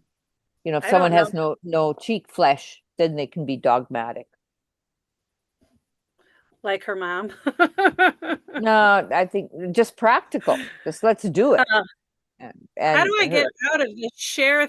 I can't find my stop sharing at the top. See right there. we go. Oh, yeah. Go back. Yeah. Okay. She looks very much like her dad. So I was just curious about those earlobes. Interesting. Thank you. That flatness there, yeah. I have guests here, and they were here just before I got on the call, and they asked if they could take the face reading book down to their cabin, but I know the squareness is in there, so I don't have it right off the bat. You know what? Those are unusual. You don't see too many square cut off. It's almost like they've cut off at that point instead of ovaled out. And that's the practicality that we're talking about, because it does follow her jawline straight across. Wow, she's square. Yeah, and when I've seen faces like that, they were people who had like the specific way of doing things. Like, you know, you said she's a hippie, but she probably has like a specific things are correct that she needs to do, and other things are incorrect that she won't do. Yeah, probably. I mean, she's a list maker. She's extremely intelligent, but organized. This is her first year. She's at community college. She has not decided what she wants to do with life, but I don't worry about her. She's so charismatic, and I know that once she decides what she wants to do, she will do it 100%. She's one of those. She's a go-getter, and she's a dog with a bone. Pardon? We call it a dog with a bone. Yeah. Nothing can deter my mind, because first thing when I do face reading, I say, okay, I'm going to cut your head off and put it on that table over there. And I'm going to see are you going to be there in a month? She'd be there in 3 years, still at the same practicality. If they're inverted triangle, they'll topple over. You know, she's very grounded and down to earth. Oh, yeah. And so, get things done. We need structure. We need this, because she's in her base. This is base energies. And she will use her creativity in a very practical way. She's not going to use it way up in her head and stay in la la land. No, we got to get it down here. She'll figure herself out. Yeah. But mama can read her face. So then. Yeah. And you actually can honor, you never tell people you're reading your face. You can say things about them that, I really enjoy your practicality in the way you do lists and stuff like that. You're reading them, but you're not reading them. Yeah. So there's many ways to use this work and to enhance yourself, the way you see people and the way you see yourself, first and foremost. So, and everyone's different. You're all gifted. You wouldn't be here if you weren't interested in human behavior. And, there's no right or wrong way to read a face. It's how you perceive it. We'll see it in the class. Someone says, oh, that's a oval. That's a rectangular. I says, how do you see it? Because we're all looking through our own rose-colored glasses, through our own life experiences. So if I'm learning from what you're saying, then I'd look at Natalia and I say she's very grounded and very practical. Is that close? Oh, yeah, of course yeah. And she uses this work in a very practical way. And she's out reading. And she's going to use it. She's not just going to think about it and never make a decision. She's out there doing it already, whether it's, right or, whether, she gets through her own fears. Because, it does take a lot to sit and look someone in the eyes and tell them all their beautiful qualities. So, it's an honor to see each person. And that's how I always say we're like a pyramid scheme. And the more people's lives you affect and see them differently, even if you never say a word, you look at someone in a grocery store and you see them differently, that energy is connecting. They can see and of course, if you connect your eyes and just give a smile, you've already switched them. And sometimes I'll go through, or waitresses, or I'll go through a line, and I usually, whatever prominent feature sticks out for me, I says, wow, you've got beautiful blue eyes. And they say, oh, thank you. Nobody noticed them before because everyone's in a hurry, pay their bill. They're just a clerk. No, you look at people differently and give them a smile. And even if I don't say anything, there is a soul to soul connection. But the more you're connected within yourself, you can connect to other people at a much deeper level. But you have to be in your body to see that. Most people are, either that or they got their, the earplugs in, they're listening to music, and they don't even acknowledge the next person that's being of service to them. That concept you're talking about right now in my classes, I call it radical empathy.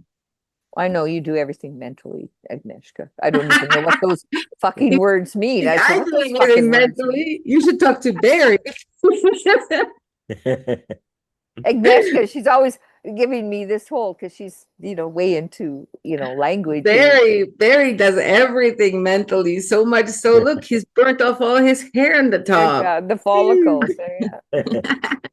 And it's beautiful. That's what we love about each person does it so differently. And I think we have to acknowledge that. Never compare yourself to another person. No, everyone's got radical empathy is a good name for it. Well, it could be. I don't even know what that means. Give me it in grade 3 language. Psychosomatic is simple language. It's a hear feel. I don't say, your maximus gluteus is tight, drawing up your perineum. I'll just say, no, you're a fucking tight ass. You can't even take a credit card and swipe it through that crack. Never mind pinch a penny from that piggy bank.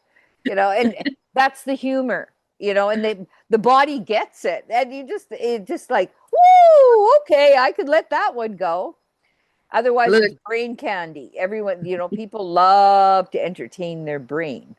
And that's the hard drive of the computer. It's the software we put in and how we can delete certain software and put in new software. But the hard drive is still the hard drive.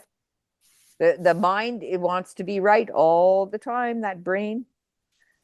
And so we have to get back to that innocence of that child. Our inner sense is what innocence means. And getting back to your intuition means your inner tutor. That is your teacher, is within you. And live for that child and that dream. And let go of all the rest. I mean, the rest of those skills that you gathered along the way, from jobs, from life experiences, from marriages to divorces to being a mother to whatever it is. Now, who are you? It's also strange. It's strange how people want to be recognized. I walk from my house down 2 blocks to a park, and I wave to people as they drive by. And it's amazing how they wave back or they honk their horns, and they really like it. Yeah. Yeah. Well, you live on a mountain here. I wave to everyone, just like, and especially the bus drivers, because they have these huge buses and we've got almost like one-way lane traffic. And I know the bus is coming every 4 hours, and I'm on the mountain. I'll just pull over and let the bus go by and I wave at him. And everyone says he's an asshole, but I always say, I just waved to him. He almost looks for me to wave back at me. Yeah, right. Yeah. And crazy grin down from the mountain. Not really. My car was in the garage and a friend of mine, well, Peter. I know Peter very well. Yeah. Yeah. Well, that's how I got to know him, or he got to know me, was through Agnieszka. I sent him to your house. Yes. Yeah. In Costa Rica, and he's still living on the mountain, but he went back to wherever Czechoslovakia or wherever. And he left me his car because mine was in the garage. So when he came back, I said, don't be surprised if every bus driver waves at you, because they would recognize his car, and I would always wave at him, like at the bus drivers. And I'm sure Peter isn't like that because he lives in his head most of the time. So anyways, it's... you haven't taught him out of that yet? Well, I've got his feet straight. There you go. And he's got new sandals. He bought the same sandals I have now because they're the Ground Z. And they've got the copper plugs in them because I don't want to go barefoot. A lot of people go barefoot on the mountain here, but there's a lot of parasites and fecal matter and blah, blah, blah, wherever you go. And, gravel. I'm not going barefoot. But I keep, I have the sandals that have the plugs in them. And so I'm grounded at, all the time when I'm wearing shoes instead of being barefoot. So, especially in public and dirty sidewalks and blah, blah. No, What not were the doing that. brand of those sandals, if you don't mind me asking? Because It's I'm Ground Z. Ground Z. Yeah. If you send me a email to Carole Carole with an E at the Lightworkers Institute, I've had so many people, so I'm signed up for an affiliate. Anyone can be an affiliate, so they give you 10% discount if you sign up through my affiliate. But I only, actually applied today because another friend just got back from Canada and she was with me today, and she's got huge bunions on her feet. And I says, well, these sandals are all Velcroed and they're beautiful. And so where she can accommodate that bunion or anything that's on her feet. So I said, here, take my shoes, try them on. We were in my car. And then she got out. Well, she just went crazy. So she texted me about an hour before I got on the show. She says, what's the name of that website? I want to order them. And I says, well, okay, I'm signing up as an affiliate.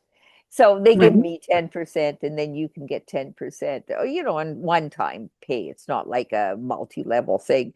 But then you can also become an affiliate, and also, if you suggest it to other people, they give you 10%, which is, $10 or whatever.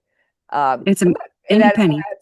I have so many people ask me about these sandals. I'm just saying, I better just be an affiliate, and at least the other person gets 10% off. I also, if you sign up through a link. So, hey, $10 is $10 if it pays for shipping or whatever it is. You should add apparel to your website, and then you sell apparel. Like you can sell the linen clothes and the sandals through drop shipping. No, I've got a little bit too much to do as it is.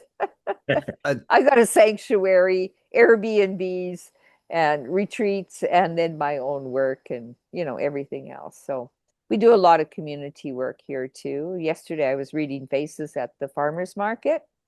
And we're raising money to double the seating capacity of the cafeteria side. Right now it holds 4 tables, but communities come together. But if the place is full, people just say, well, next time. But then we're doubling it. So what I did, instead of, I already gave some money, like $100 or whatever for the expansion.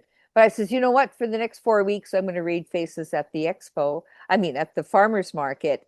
And all fees will go towards the expansion. But what is to sit down and get a closer understanding of each person that sits in front of me, because for me, it's people think I just read their face. No, you got to. I only read consciously if they'll say read my face. I say, well, you're not paying me. But if someone said just before I came on, friends were up here, and he says, can I have my face read? I said, only if you give a donation to the expansion of the farmers market, and here it's a way of exchange, right? How many people they read my face, and Agnieszka knows this, and we don't just, it's almost like for me, it's like a permission to do it. I will always, of course, facial features will jump out, but I'm not telling them until they ask, and or if they're really serious about it. I don't just do it's not like a bar joke, if you want to call it. It's not it's really sacred.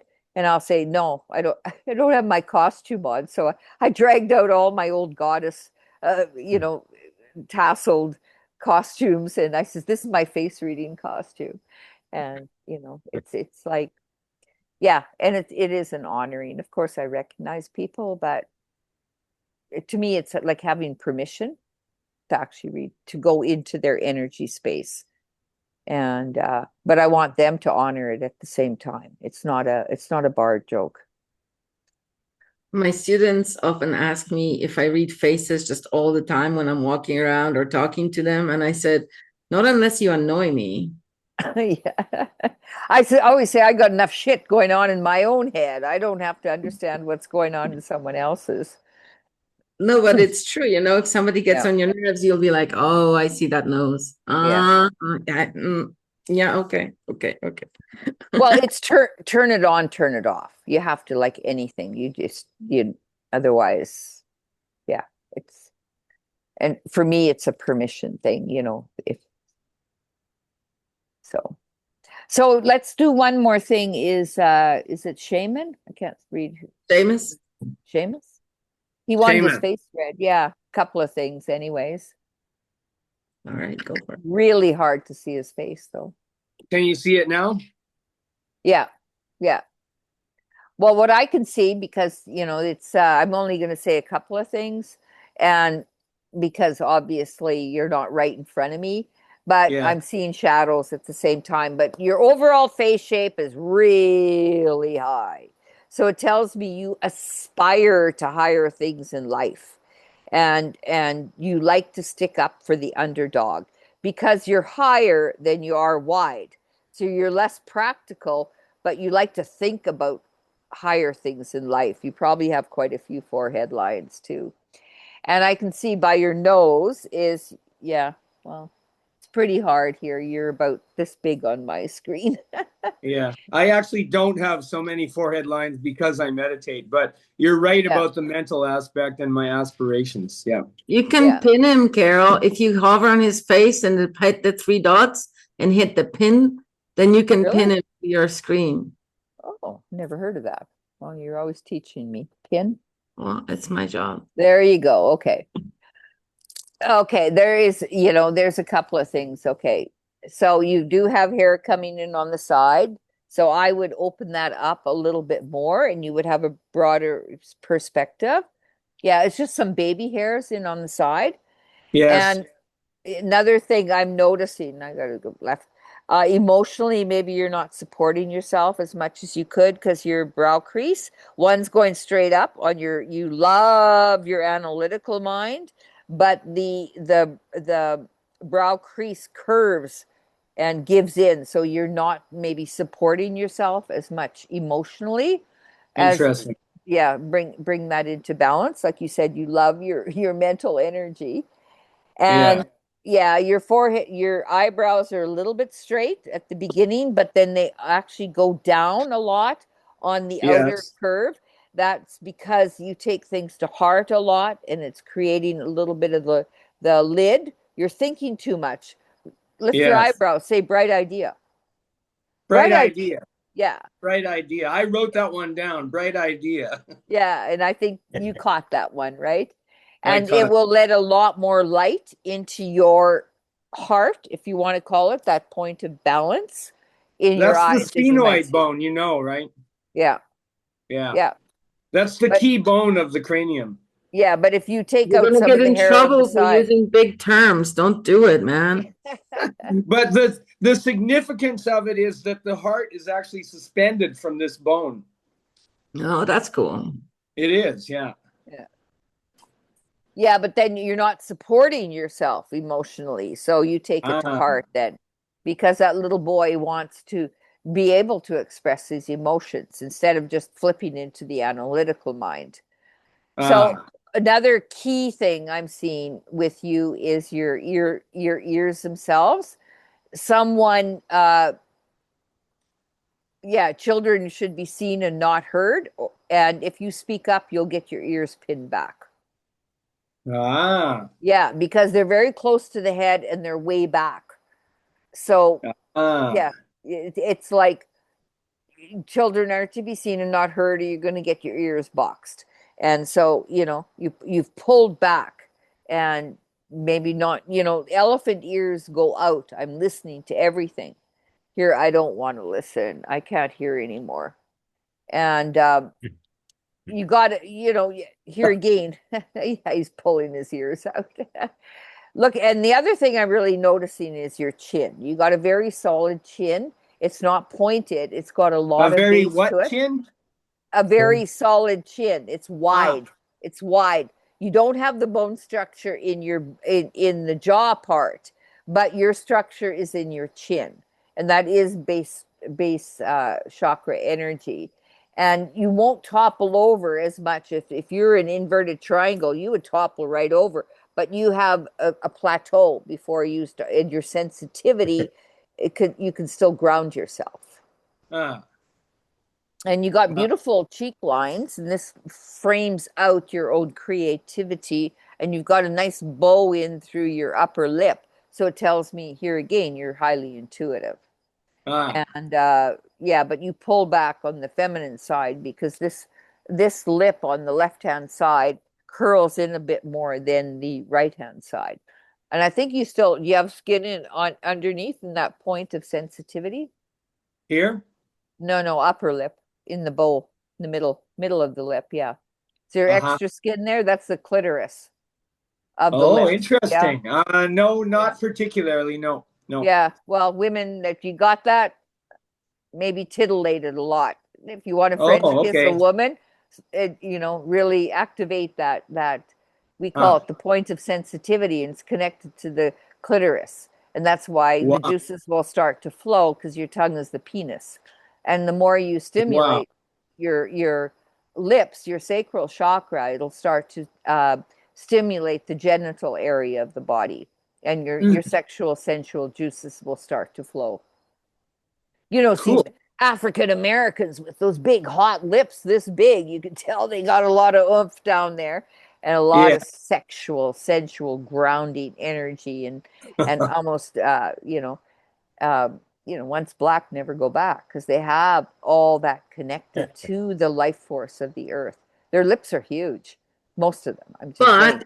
Us white people are all like zipped shut, The British people have a stiff upper lip. You can't talk about sex. You can't do this. Yeah.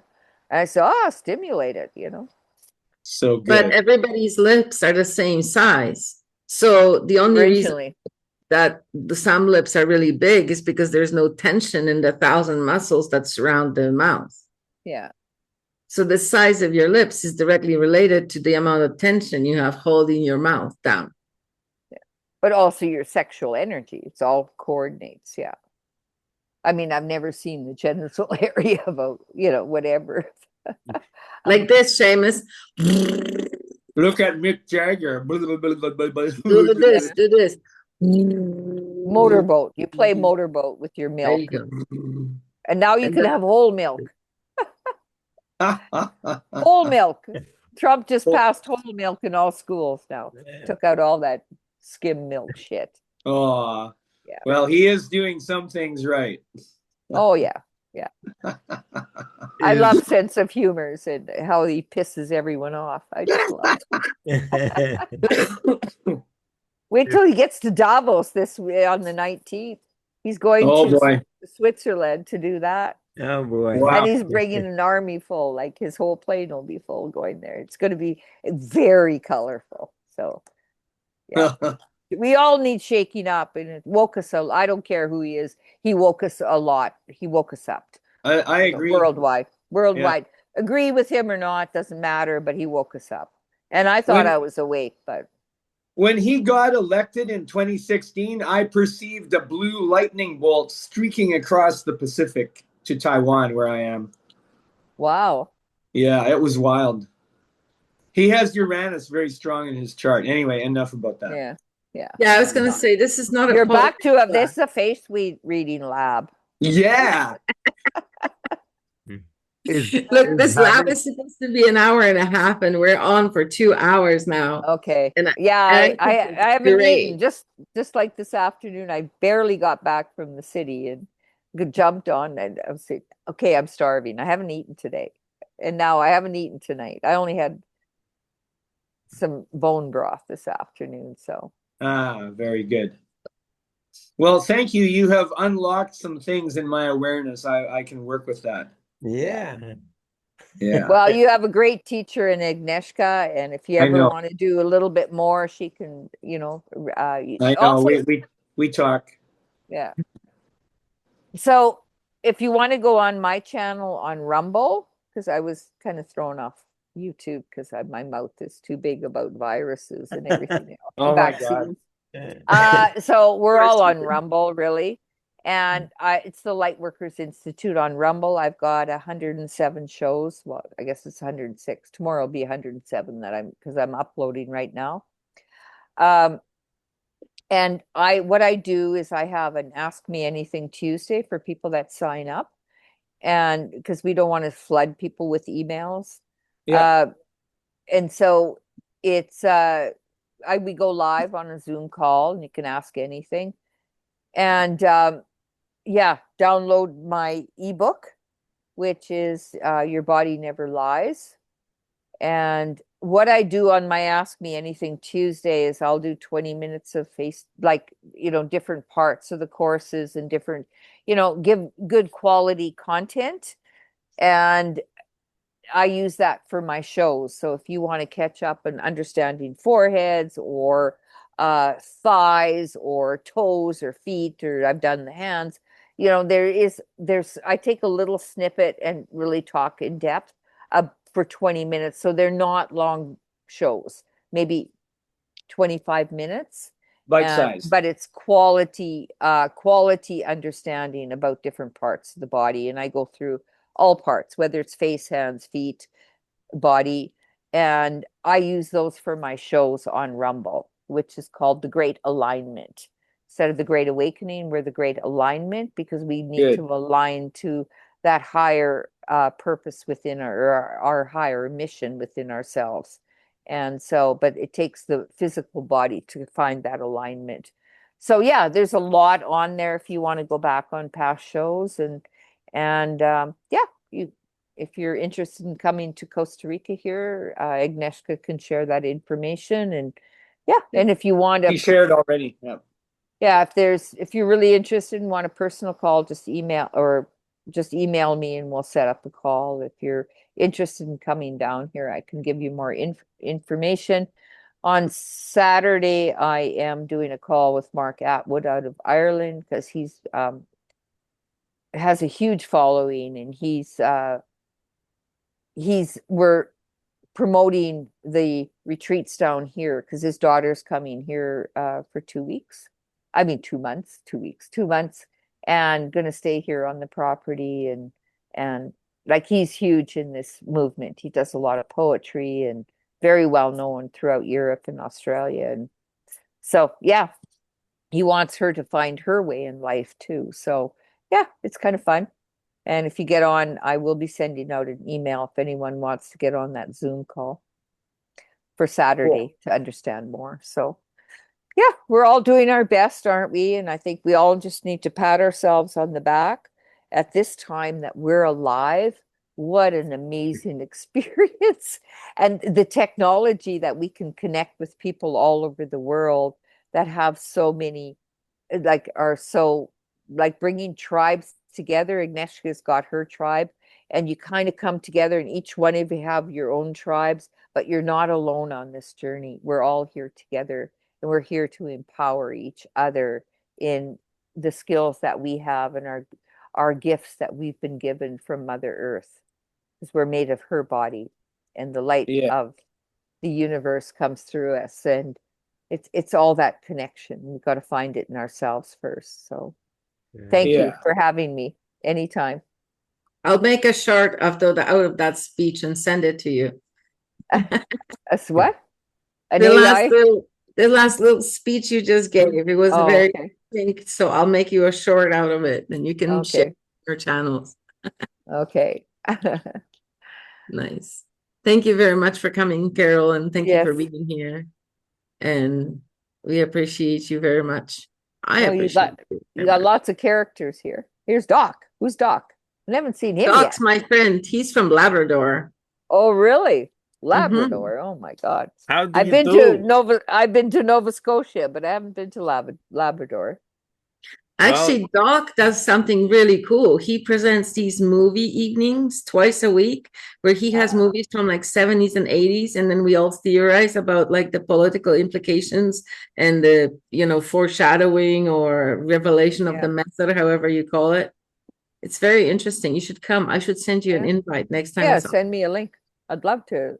I can't do Netflix. I can't watch any movies anymore because we understand too much. of the brainwashing. And I haven't had a TV for 25 years. So I didn't even know who Donald Trump was until, I don't know, 2020 maybe. I mean, of course, I knew the brand, but not the personality. And so I watched everything since. And what He's a a performer. well, exactly. I mean, he's just playing a part. It's not, it's the character that we're looking at, whether it's J.R. Ewing in Dallas or, the thing is when they play the same part, and because Larry Hagman, Nancy Addison, Agnieszka knows Nancy, and she's coming to my February class in a month from now. And she was Larry Hagman's nutritionist. And I went and met Larry Hagman just before he died in the hospital because I went down for 2 days. Nancy said, and I met Linda Gray, which is Sue Ellen. And the thing is, psychosomatically, when you play a role over and over and over and over and over again in a series, like even soap operas, they step into that role.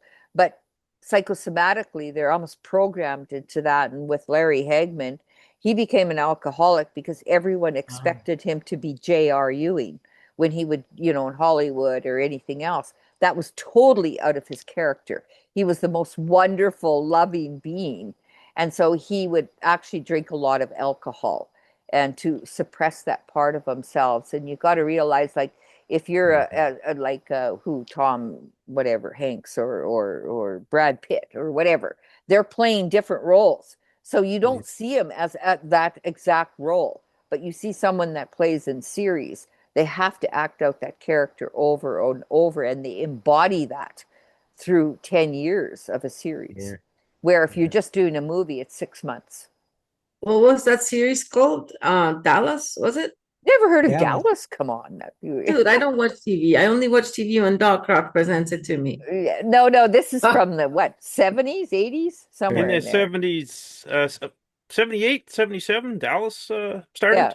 Yeah. I didn't live on this continent back then. Yeah, I loved it. Well, my dad loved Dallas. In fact, he had a oil rig in Manitoba. I never did draw oil, but he was the copyright. He had Ewing oil. He copyrighted it because it wasn't patented in Canada yet. So he got the patent or the whatever it is, the patent for the name. And I had a card of my dad's, and I actually gave it to JR or Larry Hagman in the hospital. And I says, my dad even had the rights to Ewing oil in Canada, and he would drive a Cadillac with this big horns on it with a cowboy hat and boots. He loved J.R. Ewing. And so he says, you just tell your big old, dear old dad that I really honor what he's done, and he says, you just tell him a big hello. He's talking in sort of a Texan accent. So Trump reminds me a lot of my father, and, the challenges they go through, and good people, right? And just trying to, they're businessmen. So that's what we like. Anyways, right or wrong, it's such a funny to look at the other side's reaction to all the shit that's going on, You got your Karen screaming and, people are retarded out there. Yep. And so are we for even seeing it. We have to laugh at ourselves, right? Yeah. And what role are we playing in the movie? Good thing I don't eat popcorn. Barry eats popcorn. I do. No. Is it organic? No GMO? No GMO. Yeah. It's that Amish comment. Amish popcorn. Amish? That's Mennonite, yes. I grew up in Hershey, PA. Oh, really? Oh,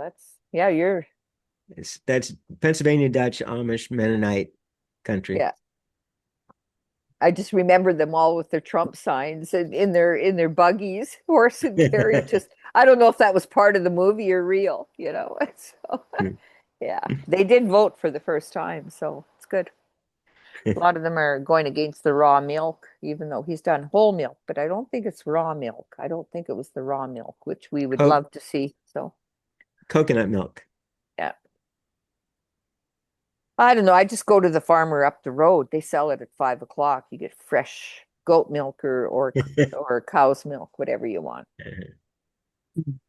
Okay, got to go eat. Mwah. Thank you, Agnieszka. Thank you all for having me as a guest. And yeah. Thank you so much. Happy face reading. Thank you. Thank you. Thank you, Carole. Thank you. Wow.